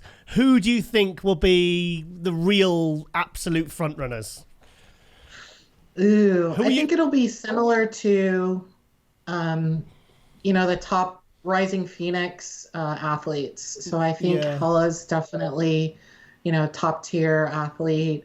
Like I mentioned, Margie always looks great. So I think definitely those two. I'm not sure about the rest of the rounding out of the top 5. Yeah. I think with your physique, you've got very, very good symmetry. You've got very good balance, and your conditioning is top to toe. It's very, very consistent. Like sometimes you get competitors with some areas that are shredded and other areas they're kind of soft. I've examined your physique, and it's like you're very, very polished. I think that's a bit of a Shelby thing, maybe a Shelby look. There's a really good overall conditioning showing that you've really been prepped properly there. So So what about the Mr. Olympia? Do you follow the men's or? Not as much. And since this year I've been kind of focused on me, I guess, or, my prep, I haven't really been into the rest of the categories as much. Yeah. So do you, have you been training in a home gym all year, or is that changed now, or?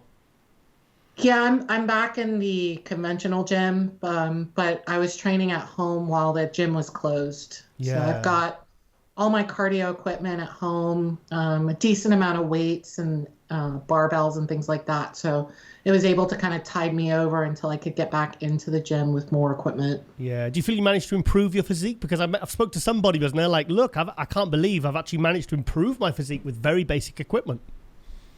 Yeah.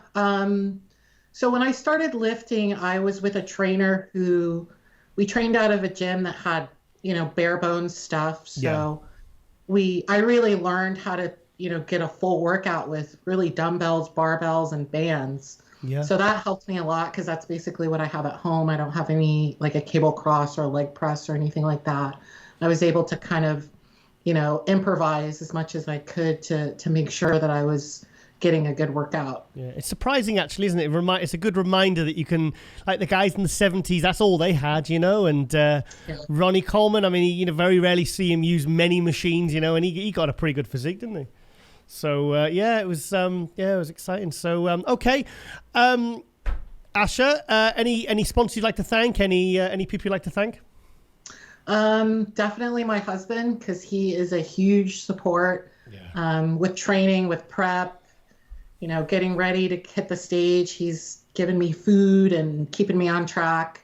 A huge thanks to my coach, Shelby, which you interviewed. You know a lot about him. He's the man. Yep. He got me to my first Olympia, so got me to my second Olympia.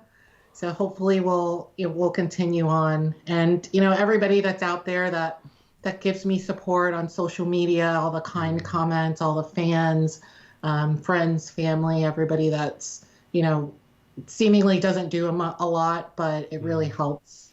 I mean, huge credit has to go to Jake Wood. I mean, for not just buying the Olympia, but bringing the Miss Olympia back, and because I mean, even when the kind of the the Olympia and the Pro League were trying to kind of almost phase it out and phase in the women's physique, there's a team of people, Tim Gardner, Alina Pop, all these people, that really, really fought to keep that Wings of Strength going. The Rising Phoenix giving good prize money, giving good, cars away.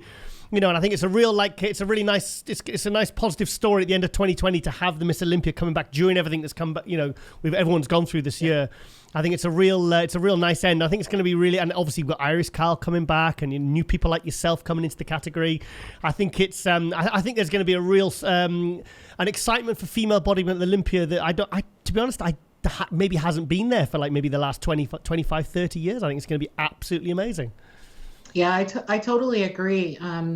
With all of the crossovers, there's been a lot of us that are moving up from physique. I think, like you mentioned, the job that Jake and the whole Wings of Strength team has done, it makes it really easy, and very welcoming to make the transition. So big thanks to him too. I think they were kind of hoping that all the female bodybuilders would transition to women's physique, but at the moment, I think there's more transitioning from women's physique to female bodybuilding now. I think it's kind of gone the opposite way. I think maybe they hoped and expected, but it's all worked out for the best. I think so.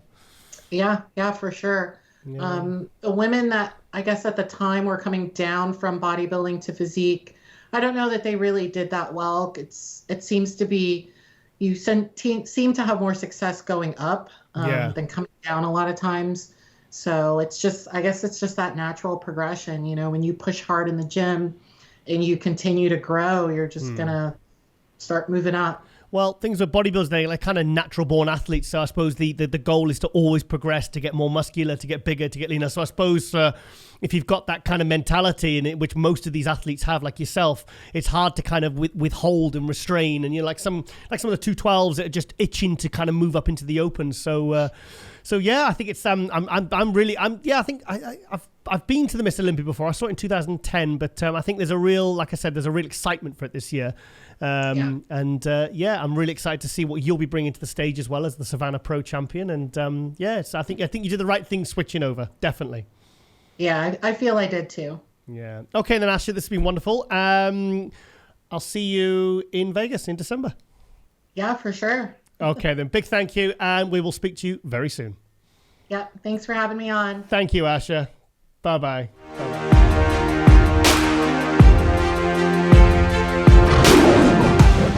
And welcome back to MD Global Muscle here at the On the RiZe Media Studio with me, your host, Giles Thomas. And we are joined all the way from America, Justin Rodriguez and AJ Sims' coach. Yes! Yeah, we've got to give you the big intro, guys. Thank you so much for joining us. Thank you for having us, man. Really appreciate it. Yeah, good. Justin, I've been trying to get you for a while now, mate. You've been difficult to pin down, but thankfully AJ is helping us out with a bit of translation if you manage to, you struggle with your English. So yeah, guys. Firstly, AJ, did you see your shout out in last episode of Global Muscle? I did, and I'm gonna have to go back and check today, man. Okay, well I did send it to you, but you obviously haven't looked, so that's fine. Oh, I appreciate it, brother. I'll have to look. Yeah, we're off to a great start now. He's not even seen my shout out. So so obviously I wanted to give Justin actually fantastic showing at the New York Pro. You've been sending me regular updates of Justin for his pictures. I mean, I'm absolutely stunned by the improvements he's made just in this last few weeks, AJ. Yes. Well, thank you, man. I appreciate it. He's definitely been putting the work in, that's for sure. Yeah. So, I mean, Justin's one of these guys. I remember the 2018 Arnold when he took 7th place. Yeah. Yeah. Yeah, but it was one of these guys. It was a great showing, and then since then, it's kind of like I feel like you weren't quite hitting the mark with your conditioning. You were getting placings that I felt weren't where you've kind of really needed to be.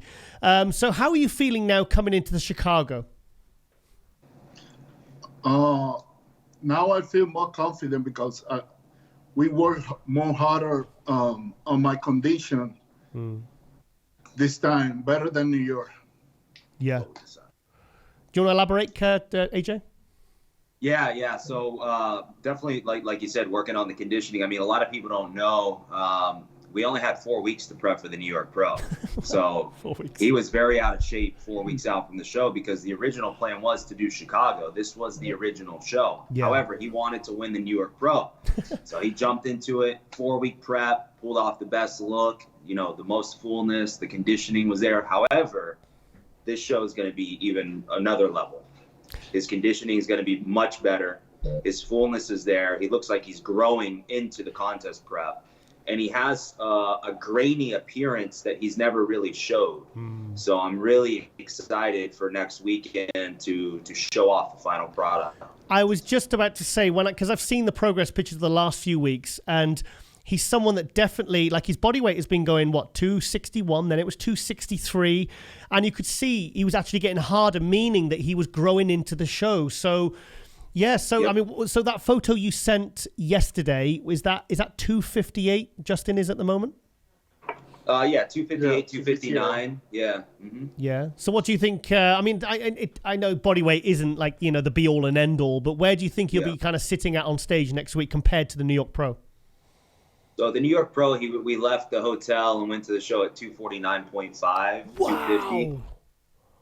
So I think if we do things correctly, 253, 254, maybe 3-4 pounds heavier, better conditioning is going to be very impressive, as well as bringing his waist down even more. So. Yeah.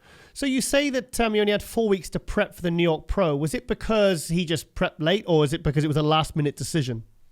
It was a last-minute decision 4 weeks out. He wanted to do it. I was opposed to it, to be honest with you, but He did the work, man, and there was days that, he would do extra cardio, more than I would tell him to do. It worked out great, So he was doing over 2 weeks of 40 grams of carbs every day, training legs on barely anything, and just persevered. And by the time 2 weeks rolled around, I said, okay, I think we can definitely do this. And then going into the final week, Justin makes the most dramatic changes out of just about anybody I've ever seen. So what you see now is going to be nothing compared to next weekend, because now we start making the dramatic changes to his physique. I completely believe you, mate. I completely believe you, because I've kept up with Justin with your progress over the last couple of years, and you remind me a little bit of how Nathan DeAsha preps. I mean, I went to see Nathan a few weeks ago, and he said, Giles, I only really dropped the hammer in those last 6 to 8 weeks. He says, and when I do that, I actually grow into the show, much like yourself, Justin.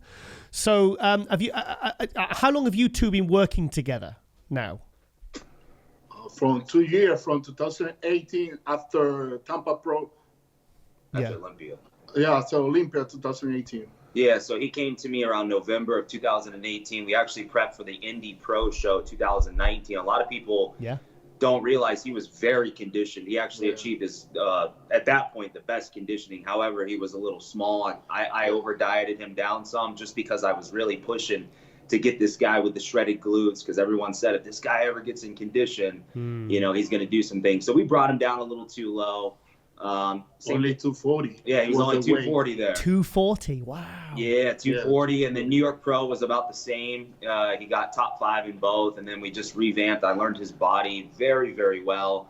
So it's almost easy at this point for me, not for him, but it's almost easy where I know exactly how he's going to respond to whatever variable we do. Yeah. So talking about, I mean, how long? because I know that Justin in the past, I'm guessing tell me if I'm correct, he does relatively short preps. Are you trying to get him into a different mode of prepping now? We like do maybe 12 or even 14, 16 weeks. Tell us. Yeah, so I think for the Indie Pro, we actually dieted for a good 14 weeks, 13 weeks, which was, like I said, he was a little too drawn down, too sucked down. So what I've noticed is a good, I would say 10 to 12 weeks is a good time frame. However, we're learning that, we push him hard in the beginning, get him to a certain sweet spot, and then we can feed him into the show, which is kind of what's happening right now. Whereas for the New York Pro, he was doing almost close to 2 hours of cardio. Now he's doing 30 minutes, 45 minutes, maybe, nice and easy, nothing crazy. So what's going to happen is his legs are going to be able to recover much better, and they're going to look healthier. There's going to be more pop to it. And overall, his body's just going to have a fresher look, in my opinion, for this show. The thing is with Justin's physique, I mean, you say it's a physique that changes like absolutely rapidly. Now, like Rami's someone like that can change like from the night show the judging to the night show. His physique can change dramatically. Now, the thing about people who can change dramatically, it can also work dramatically against. Did you see what I mean? Like their body can change for the worse as it can on the flip side for the better. How do you what's that like being how much close attention do you have to pay to his physique to try and keep him on target? Well, I coach people quite differently. So when we go into the last few days, he can tell you this. Every time he uses the bathroom, I make him take his weight. Every time he uses the restroom, he takes his weight. He tells me what the color of the pee is so I can see what kind of hydration level he has. Okay. I let him pose for me every 45 minutes to an hour. And then we manipulate it like that. So I keep a very close eye on him to make sure that we're not going backwards. We're actually progressing forward. And that's what happened at the New York Pro is every time I looked at him, it was just getting better and better and better and better. Or when he woke up on show day, I said, this is going to be something special. This is the best you've ever been. It's the fullest you've ever been. And that was kind of the feedback that we got. Everybody was very, very impressed with Justin at the New York Pro. I mean, at the judging, I had him somewhere in the top 3, but at the night show, his physique just transformed. What was that from? Was that just from sort of like drying out or filling out, or because like if you look at it, it looks like there's like a week apart, not just a few hours. Yeah, I mean, in person it wasn't so apparent. He was a little tighter for sure. He weighed the exact same thing actually. So okay. I think what happened was we pushed the food a little too hard before prejudging. So he had some bloat, had some distension. Maybe the food choices we used caused maybe a little bit of retention in certain areas, and then we kind of corrected that. He took a very long nap, so of course cortisol came down, body got replenished, and probably the dehydration process. Justin's one of those guys that really has to dehydrate pretty heavily. Okay. To really dry his physique out. Sodium manipulation is something that comes into play, which I don't do for most people. But again, Justin's body is quite different. So what our goal is, of course, and I'm sure this is everybody's goal, is to show up in Chicago in the morning at the prejudging, like he did at night at the New York Pro. But I think, honestly, that's the goal. Based off of what he looks right now, he's already close to that. To be honest with you, he's close. 100%. I mean, that photo you sent me, was it yesterday? I mean, that's dramatically better than he was at the night show at the New York Pro. Agreed. Yeah. Agreed. Yeah. So, sorry, go on. Now it's 10 days out. 10 days. And the condition much better the New York Pro night show. Yeah, totally agree. So, so you say you cut water. Do you cut water completely, or you just reduce it? I just reduce it. I mean, I'm constantly giving him some sort of liquids, but I do reduce it quite a bit, starting 2 days out from him. Okay. And again, like I said, I don't do this for the majority of people, but I've just noticed with Justin, it works dramatically well for him. Yeah. And it's very easy to control. So it's not something that worries me or concerns me, because Justin still stays full. I mean, when he was doing the 40 grams of carbs, there was many days where his fullness still was maintained. So he stays full pretty easily. So do you obviously just keep some quite a lot of fats in? Because, I mean, 40 grams for carbs for a guy, Justin, your size is, I mean, I can't imagine. I mean, I used to I was like size of your leg, and I used to be like 80 grams of carbs, and that was a struggle. So do you actually keep the fats high and the sodium high and the fluid? Yeah. Yeah, so the fats, we keep some fats in. They're not really, really high. The sodium stays in. That's another thing that we learned really well with Justin is We manipulate sodium to the point where we reduce it and pull it out the last couple of days, and then the day before we add it back in meal by meal, and the amount varies depending on how he's looking. It's not something we did the year prior. We kind of kept it out. And again, these are things that I really don't do with the majority of people. However, his body is so dramatically different that we figured out the formula for the New York Pro 4 weeks ago. That's why I'm so excited, because we finally figured it out. We know it. So I literally can go into next week and it's almost like a breeze at this point. So Justin, you got the Chicago Pro in 10 days. How are you feeling? Are you excited? Yeah, very excited, because now we take more time to do the real thing good to my prep, because New York only was 4 weeks. Now we had like 10 weeks for this show. Yeah. Because our first show of this year was prep for St. Louis, but that show was canceled 4 weeks out, Yeah, we started prepping for that show around January, and he was looking the best he's ever looked. And of course, 4 weeks out, they canceled it. So we took kind of a break, and then we started prep back up again around 4 weeks out from the New York Pro. Cool. So are you? Sorry. So are you? Because I know you. Are you in Chicago now? Are you from Chicago? No. He's here with me and his family. I live in Orlando, Florida. Okay. So he came here before the New York Pro, I want to say 5 days out. He's been here now for 4 days, 5 days already? Yeah. So now 2 weeks out. Yeah, I've had my eye on him every day, so it's even better, because whenever I get to see him in person, we can do much better job. So, he wanted to put everything on the line for this show. Yeah. He wants that Olympia qualification. He deserves that Olympia qualification, and 100%. I feel like when people see him on Saturday next weekend, they're going to see an even more improved Justin, and he's going to start really making a name for himself soon. I to be honest, I totally agree. Because I know I've heard that someone said that Sergio isn't doing it next week. And then you had... He is. I've heard he's not. Potentially. So then you got... Well, the thing with Justin, I taught, not to interrupt, but I talked to him actually about this the other day, and he wants everyone to be there. Yeah. He wants good competition. He wants to be able to go against these top upper echelon guys, because our goal by next year is top 6 at the Olympia. And I feel like when we make those improvements to his lower body and continue to improve on, you guys got to remember, Justin's been bodybuilding for only 5 years. Wow. He did his first show in 2015. Yeah. So, that's nothing. You've been in the game for a long time. I've been in it for over 20 years. 5 years is not. You're a baby in the sport still. Yeah. I mean, if you actually go back and watch, because I was at the 2018 Arnold when you took 7th place, and I said this guy he's at the kind of the second level at the moment. I said, but here's a guy with the shape, the structure, the way his aesthetics, because he's a big guy, but he's very aesthetic. The arms, everything, the small joints. I said, here's a guy who really just he's literally hitting the ceiling of that next top level, like literally top 3 Arnold, top 6 Olympia. I mean, he really is. I said that 2 years ago, so I've been really keeping a close eye on Justin. Awesome, man. So I think for me, you are the favorite. You are the favorite for Chicago. I think for me, I think you and Akim, I think that's going to be a really good battle. Then I think I think that's going to be, because Akim's really took a step forward in the last kind of year or so with his conditioning, working with Oscar Arden.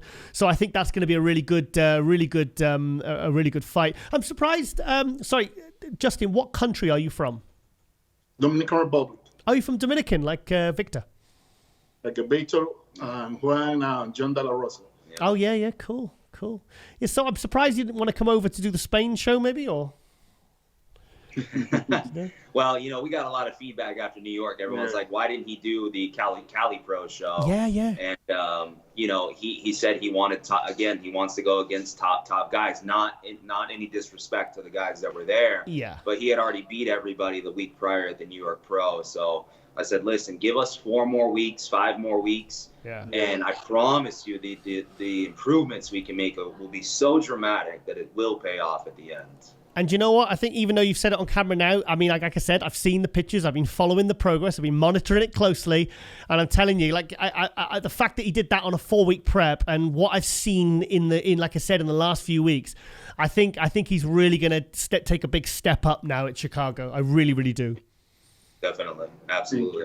Have you thought beyond or in between Chicago and the Olympia for any shows? Because there's the British Grand Prix, there's the Romania Pro, which are qualifiers for the 2021 Olympia. Like, if you win Chicago, do you not maybe want to go and do Romania or England and qualify for the following year, get it out the way?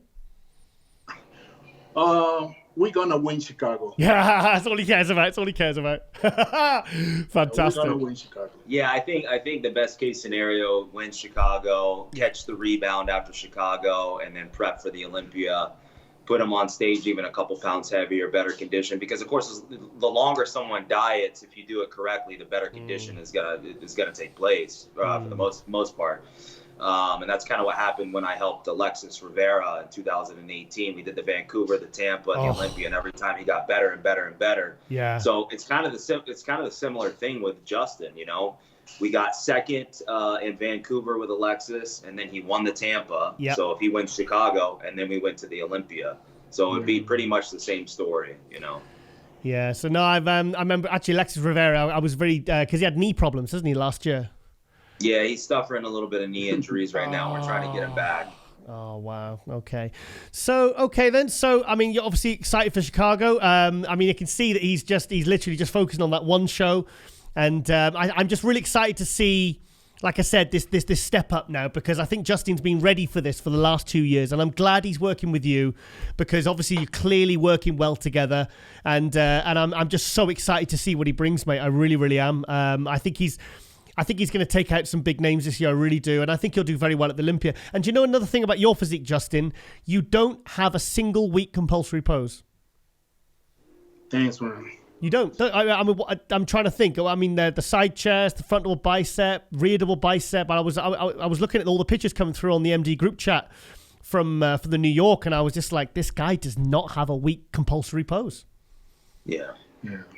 Yeah, the only thing we want to just continue to do is bring up the leg development. I mean, his back is world class. I mean, his back is just, it's out of control, man. He's literally has one of the best backs, in my opinion. Yeah. So all we need to do is match the lower half with the upper half. So by next year, I really think that Justin's a guy that could win the Arnold or be top 3 at least, and then go to the Olympia and be top 6. And he's just going to get better and better, more muscle maturity, better separation, deeper lines, and just improve quality rather than just quantity. We're not chasing a number on the scale. We're always chasing quality. You know, Lee Haney always said quality over quantity, never have quantity over quality. So that's good. We hold true to that. I mean, thing is, like I said, the thing about your physique is you're big, but you also have aesthetics as well. And I think that is, I mean, there's plenty of big guys out there, but when they've got that, like even the way he does the frontal bicep where he angles his hips slightly, it creates a real kind of different dynamic for, you know, like, cause like the way, like I always say, it's impressive in it when a bodybuilder's biceps come up higher than their front delt in the rear double bicep. That's impressive. And that's something you don't see very often. Thanks, man. So cool. Okay, guys. Well, this has been absolutely fantastic, and I'll be watching the live stream next week for Chicago. And like I said, you've chosen a really good show there. And please, I mean, we'll talk again after Chicago. I'll message you, but please consider either Romania or the British Grand Prix, because I would love to see him get a nice early qualification. Because imagine a full year of just saying, okay, guys, unless you want to do the Arnold, of course, which he could, you know. We're gonna make everything to make the Olympic qualification. Yeah. I think I've got a funny feeling that's going to happen, mate. We appreciate the support. Thank you, brother. Yeah. Thank you so much, man. Anytime, and keep sending me the progress pictures, because they make my eyes pop out on stalks, mate, quite frankly. I will keep you updated, brother. Absolutely. Okay then, guys. Well, all the best to Chicago, and I will definitely see you in Las Vegas in December. Thank you, brother. Thank you, brother. Thank you, Justin. Thank you, AJ. See you. Bye-bye.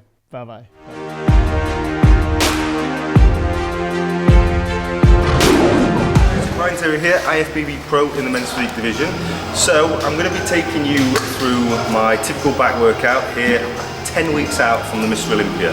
So what I typically do around this time is start to introduce different types or different methods of training. So instead of going too heavy, I'm going to start incorporating supersets, drop sets, triple drop sets, time under tension, anything like that. So to start with, I always hit my back workouts with own bodyweight pulls.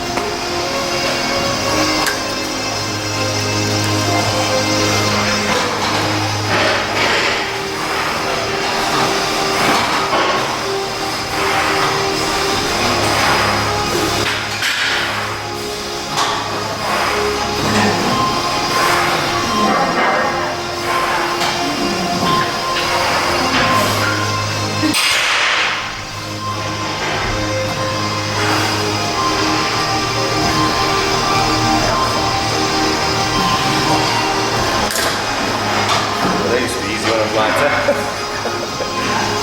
Whew, are we done?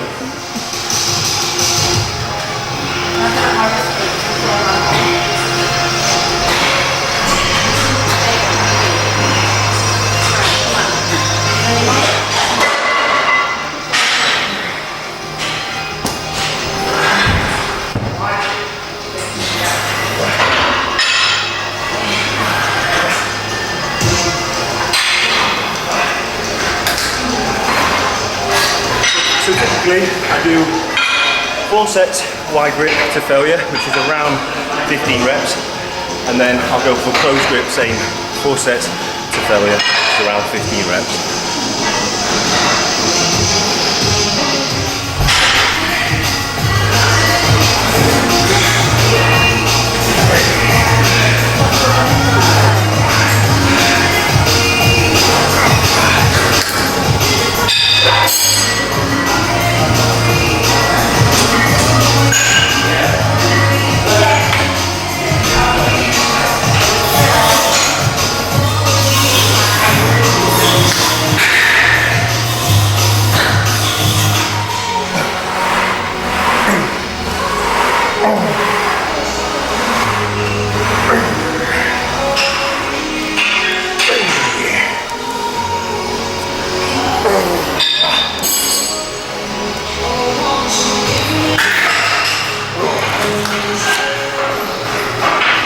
Yeah, so like I say, 4 working sets on wide grip, 4 working sets on closed grip, then we'll start going into some heavy plate loaded stuff.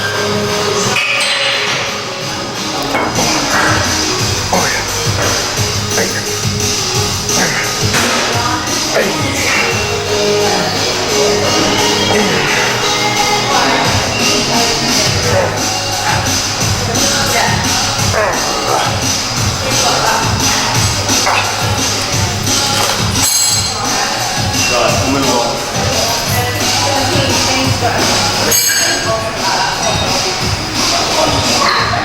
Right, so the next exercise, or the first one, plate loading, we're going to do an assisted T-bar row. We're going to go closed grip to start with, so like a neutral grip, 3 sets, and then we're going to do overhand pronated grip for 3 sets as well.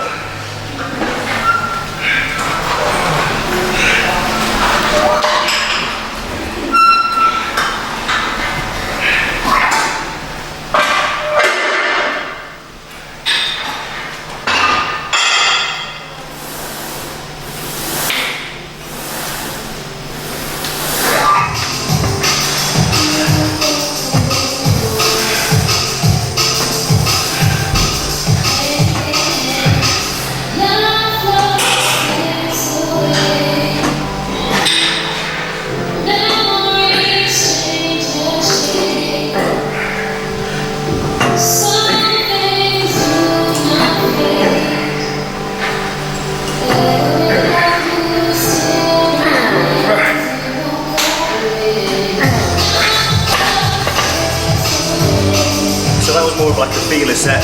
Do 1 set as a feeler set, 12 reps, and now we can assess how heavy we're going to go for our main working sets.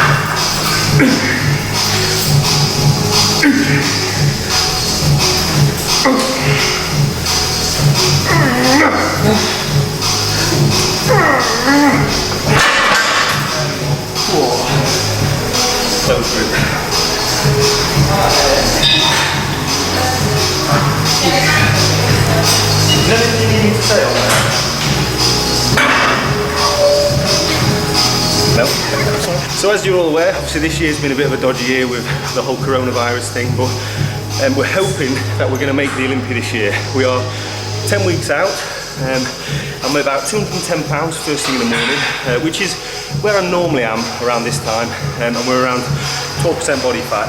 So the next 10 weeks is all about trying to maintain as much muscle as I can while stripping away that stored body fat. We had a good rest over the lockdown period. Bouncing back from that was actually quite beneficial for me. I hit the 220 pound mark, which is the heaviest I've ever weighed, and I'm just hoping that's going to prevail into something when we get on the stage later on in the year, a bit heavier and a bit more muscular. That's the plan anyway. Obviously, looking at the guys from last year, you've got Raymond, you've got Brandon, you've got Andre and Chiron, all who beat me. They were considerably bigger than me on stage, so that's something I need to bring to the stage in order to fight for that #1 spot.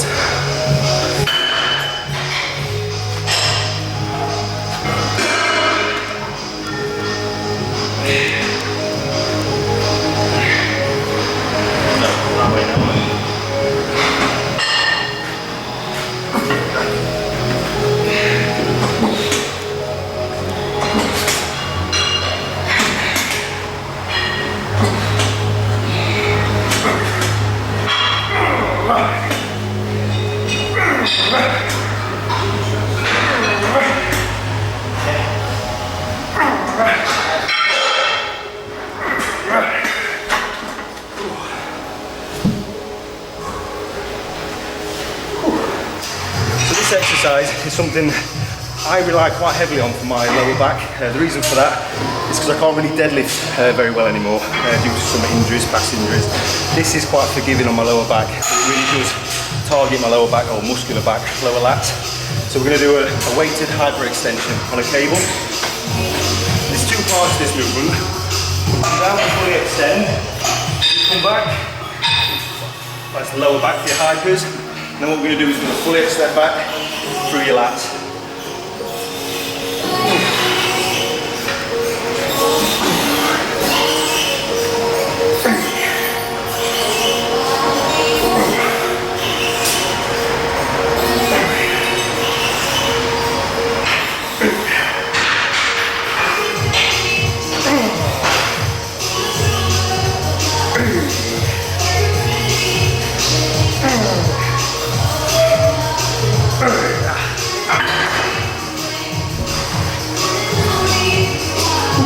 Yeah, like I say, that's something where it doesn't put pressure or compress your lower back, your spine, but it just really targets that lower muscle group in your back.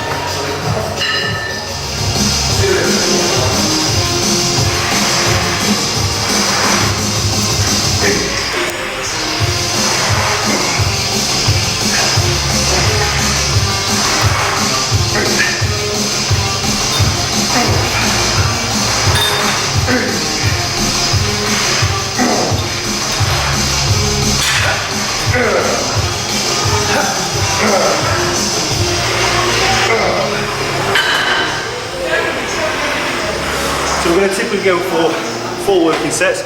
You can do a feeling set, but don't class that as a working set. And we're going to increase the weight each time.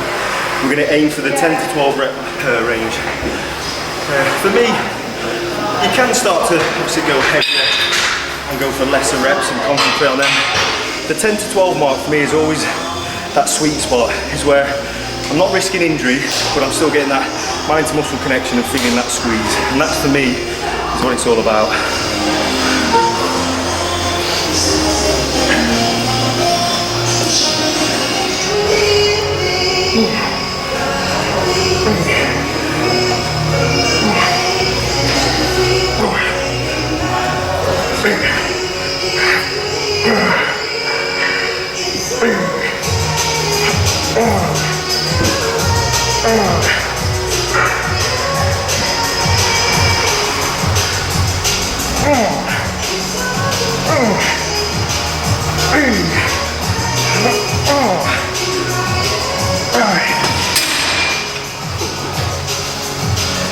So a little tip, Lex Lewis told me about this.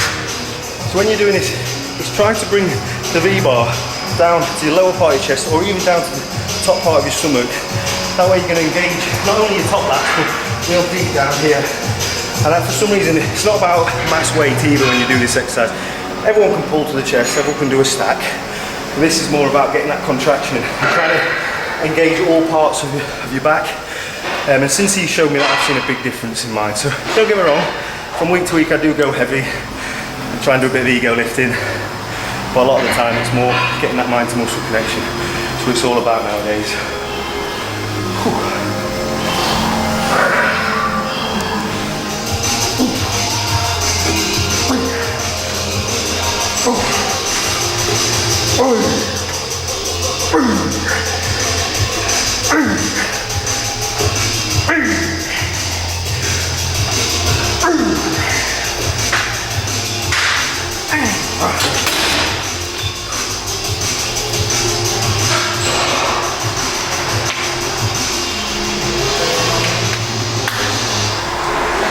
We're at that #1 spot this year. I've done 5 years at the Olympia. We've got 6th, 5th, 4th, 3rd and 2nd. Only one more spot, and that's not 7th, it's 1st. So, yeah, that's what we need. I was planning this year as well to do quite a lot of shows. I really wanted to do a bit of a comeback from last year, having the hip surgery and being out for 6 months. I wanted to kind of make a statement and come back. So I had Pittsburgh, New York, Korea, the Olympia, and the Rock Games. Well, it's not called the Rock Games, is it? But Dwayne Johnson's show, Athleticon. But that wasn't to happen obviously this year, but hopefully we can get a win at the Olympia, and then I'll do some shows next year. Come back stronger.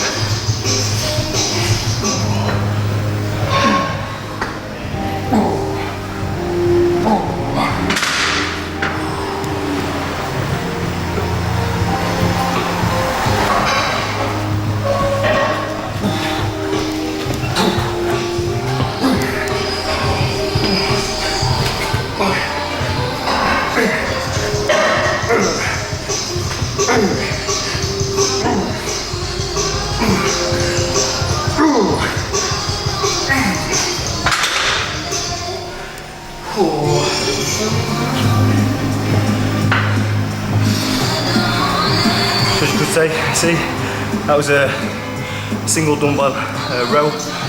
Again, aiming for the 10 to 12 rep range, feeling that squeeze, pinching at the top, fully stretch at the bottom.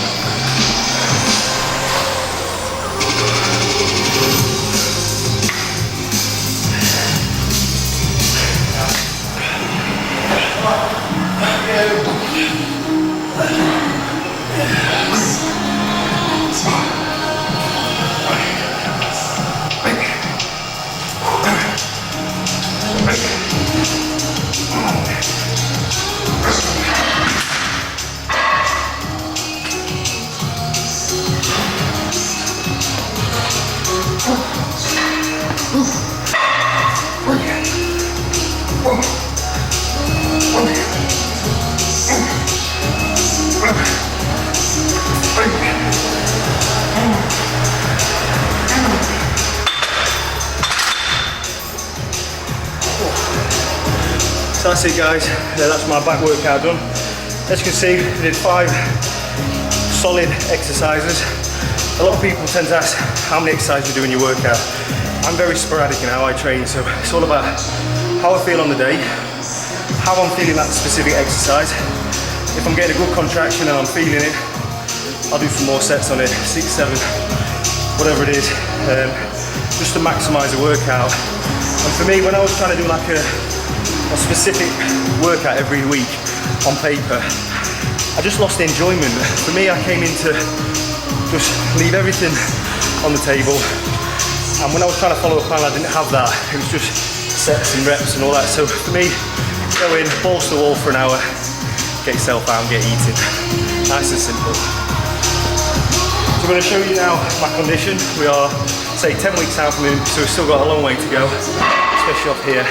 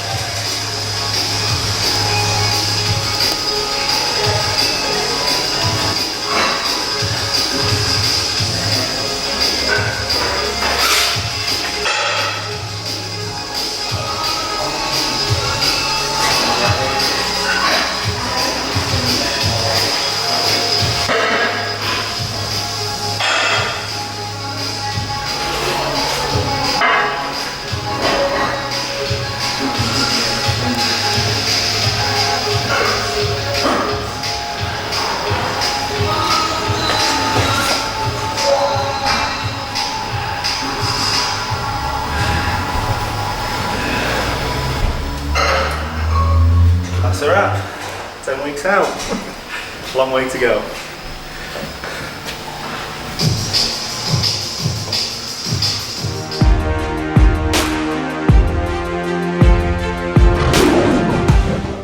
Okay, guys, it is shout out time for episode 12 of MD Glow Muscle. Okay, we have first one of Czech Republic's best pro bodybuilders, Milan Šadek. He's been a guest on Global. I think we've had him on a couple of times now. Now, Milan Šadek is doing the Alicante Pro. By the time you watch this, the show will have happened. We're filming this on the Friday. The show's on the Saturday. This is going out on the Wednesday. You're watching this.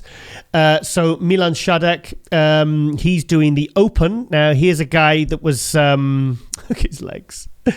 Ridiculous. Look at that. Yeah, Milan started off in the 212. He won the Charlotte Pro, I'm sure it was 2018 or maybe 2017. I think it was 2017. He won the 212 at the Charlotte Pro, beat Nicholas Vuliud and Craig Richardson. He's been top 6 at the Olympia in the 212, but he's quite tall for a 212, and he really struggled to make weight. So he then moved up to Open. He's been top 6 at the New York Pro. Let's have a look. What we got here. He's awesome. Yeah, very symmetrical. He's one of those guys that, I'm not saying he doesn't look good here. He looks fantastic. Look, here we are. Okay, now you'll see where I'm going with this. But here's a guy that looks good on Instagram, but looks sensational on stage because he is so symmetrical. He's so well balanced, very, very detailed. And, yeah, I remember the first time I spoke to Milan was 2013. I interviewed him backstage at the Arnold Classic, the Veterans Theatre, and I think that year he was 4th in the heavyweights. Yeah, he was a bit disappointed with that one. It's a very young guy. He's still only in his 20s. Look at that. Look at his legs. Look at the small joints, big calves, great aesthetics. Have I just shown you this video? Am I playing the same? No, because he was just. There you go. I'm not seeing huge differences in his physiques for over the last year or two because he made big strides, obviously, when he wasn't restricted by 212 and went into the Open. Yeah, very. So like I said, this guy looks good from every single angle. I might have expected him to be a little bit bigger by this year, but maybe he's just very depleted and flat here. Sometimes when the guys put the tan on and fill out and carb up, then that's when you see them stood next to the other guys. That's when you can see the improvements they've made.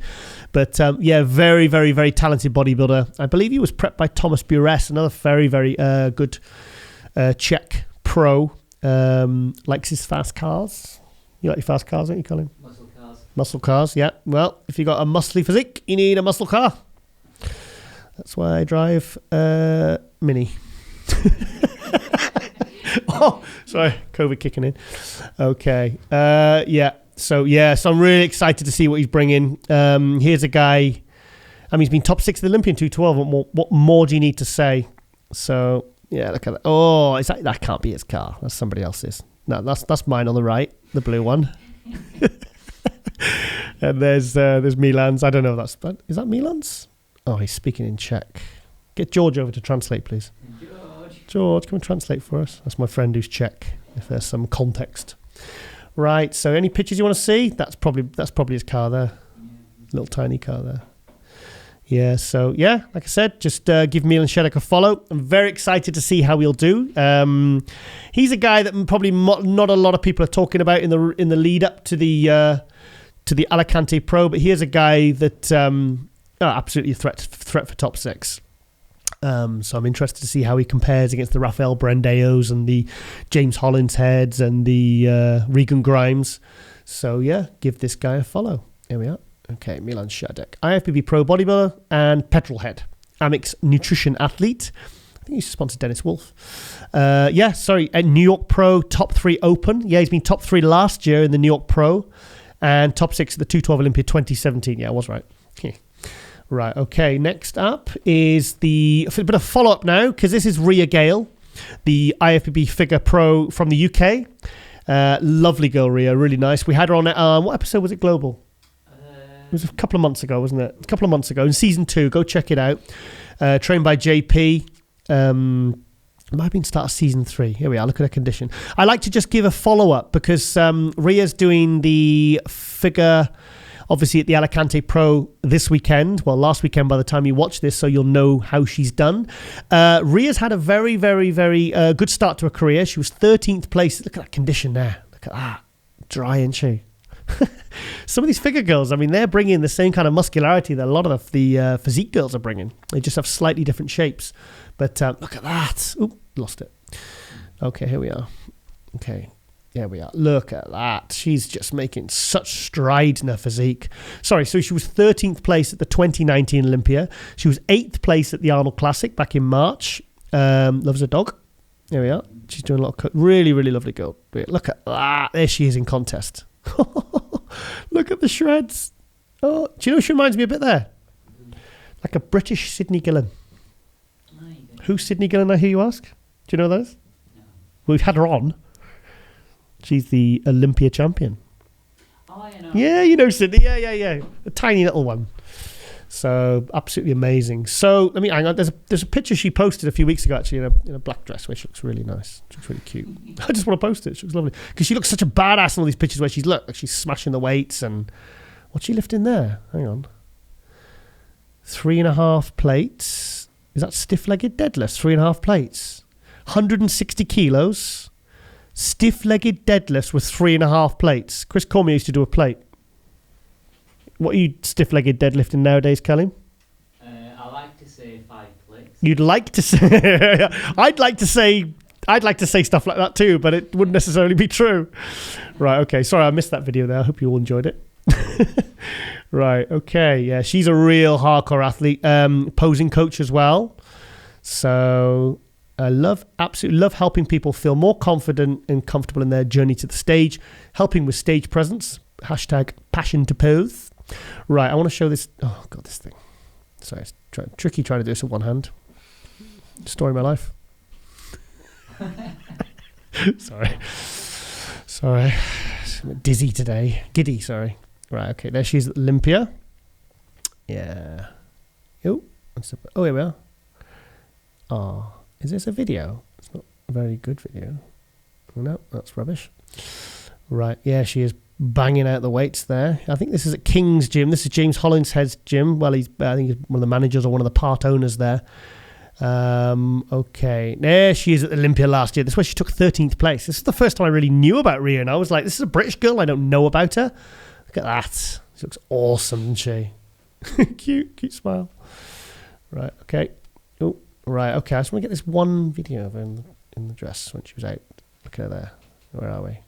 Yeah, she's a true athlete, Rhea. A true athlete. And it's just like, obviously, because she's doing the Alicante Pro, I want to give a little bit of a follow-up to her. No, I'm not seeing this video. Oh, wow, okay, curly hair there. Right, okay, that's enough of Rhea. Yeah, well, good luck. Not that you'll need it or it's any use because this is going out after you've competed. So, I believe Rhea's doing Romania as well in November, so that'll be exciting. Right, okay. Rhea Gale, IFBB Figure Pro, Figure Olympian, online fitness coach, Team RG Fit. So give her a follow. Great girl, great posing coach, and supports everyone else in the industry as well. All the other British competitors, always positive, always lovely. She's got a good few sponsors there as well. So yeah, give that girl a follow. Okay, next up we have an Italian pro who's also doing the Alicante Pro this weekend / last weekend, by the time you watch this. This is Andrea Muzilla, IFBB Pro. This guy's a freak. We love the freaks, don't we, Colleen? Yep. Team Stones, that's Mauro Sassi. Great guy, great coach. One of the Europe's, Patrick Tour, one of the Europe's kind of most prominent, most successful coaches. Great guy, very passionate about the sport, ex-pro himself. Look at that picture. I saw this today. This is what got in the shout out, this picture. Look at that. Italians, man, they get the condition. Look at that. Look at his zigzag abs. That's cool. That's cool. Okay, good morning. Photo taken in Trieste before my departure for Alicante. So this was literally just a few days before the Alicante Pro. It's thick, isn't he? Really thick, very detailed, very striated. I don't know what his height is. I'm trying to work out. Look, there's Bo Dectric Bro. Dectric, I can't say it. Dectric Bo Diesel. They are. He's saying Big Bro's looking good. Did that sound like him? Yeah. Okay, yep. He's cool, dude. Yeah, he was on last episode of MD Globe Muscle. So yeah, look at this guy. Yeah, I'm trying to find a fault on him. I will find one. I've got a very good eye. Oh my god, look at his glutes. Huge. Okay, this is a good shot. Oh, this one. Look at that. This guy's freaky. Look at his shoulder to waist. Look at his quads. Wow. I mean, 275 pounds in these pictures. So he's tall, he's big. I mean, look at that. Look at that readable bicep. Reminds me a bit like Flex Lewis there, actually.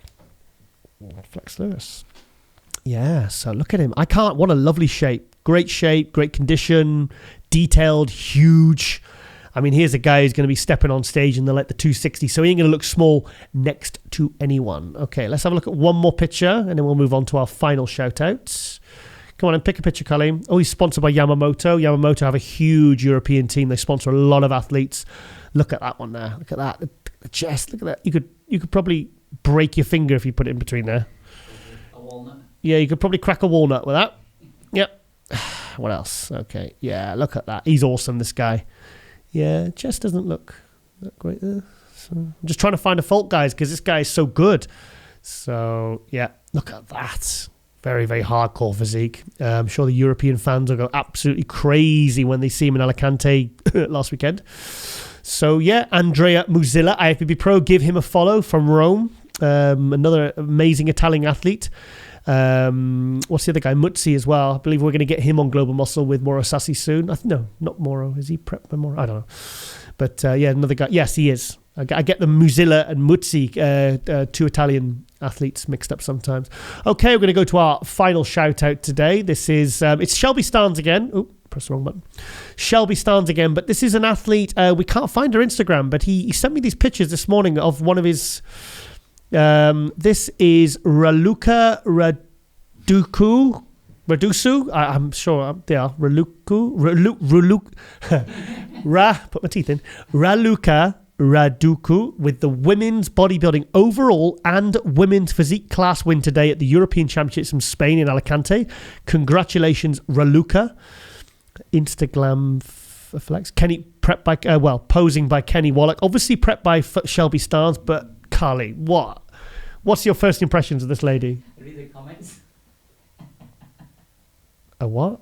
Thanks. I think someone needs a medic in the back. There you go, this guy, yeah.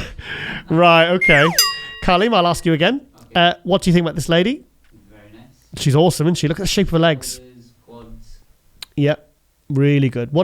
She's just, that's perfect women's physique. I think that's the kind of look that 6-7 years ago would have been in the top 3 at the Olympia for the women's physique. Now I think they're going for a much harder look. Where's this picture I posted the other day? This is the picture that, okay. Right, there was a rear lat spread. There we are, this one here. Okay, this is the shot I really liked. Look at this rear lat spread. Wow, look at that. Look at that V-taper. But what a beautiful shape. I think she will need to get harder condition for when she turns, well, not when she turns, but when she competes as a pro. But everything is there. Every single element of her physique, top to toe. Give me a bit more calves. Yeah, she needs more calves. But yeah, I think Shelby's she's with one of the best, well, probably the best female coach in the world for female bodybuilders, women's physique. But yeah, Raluca Raducu. But yeah, you can see, yeah, she needs to dial up the condition for when she turns pro. But as an overall structure, overall physique, balance, everything, she's got everything there now. So I would say calves and conditioning. I'm sure Shelby agrees with that one. But yeah, absolutely amazing. So yeah, a new addition to the pro ranks there. Another one prepped by Shelby Starnes. He was on Global Muscle 2 weeks ago. Was it episode 11? 10 or 11, one of those. And yeah, so that is it. That is it for our shout-outs for this week for episode 12 of MD Global Muscle. Hope you've enjoyed this episode. Hope you enjoyed all the segments, all the interviews and training segments and show reviews and everything else. As always, we're trying to always develop and evolve the show. So please give us a follow, give us some feedback. Tell us what you want to see. And we'll try and make Global Muscle the biggest and the best bodybuilding show on Tinternet. So I'm Giles Thomas, your host. I hope you enjoyed this episode, my friends, and we are out.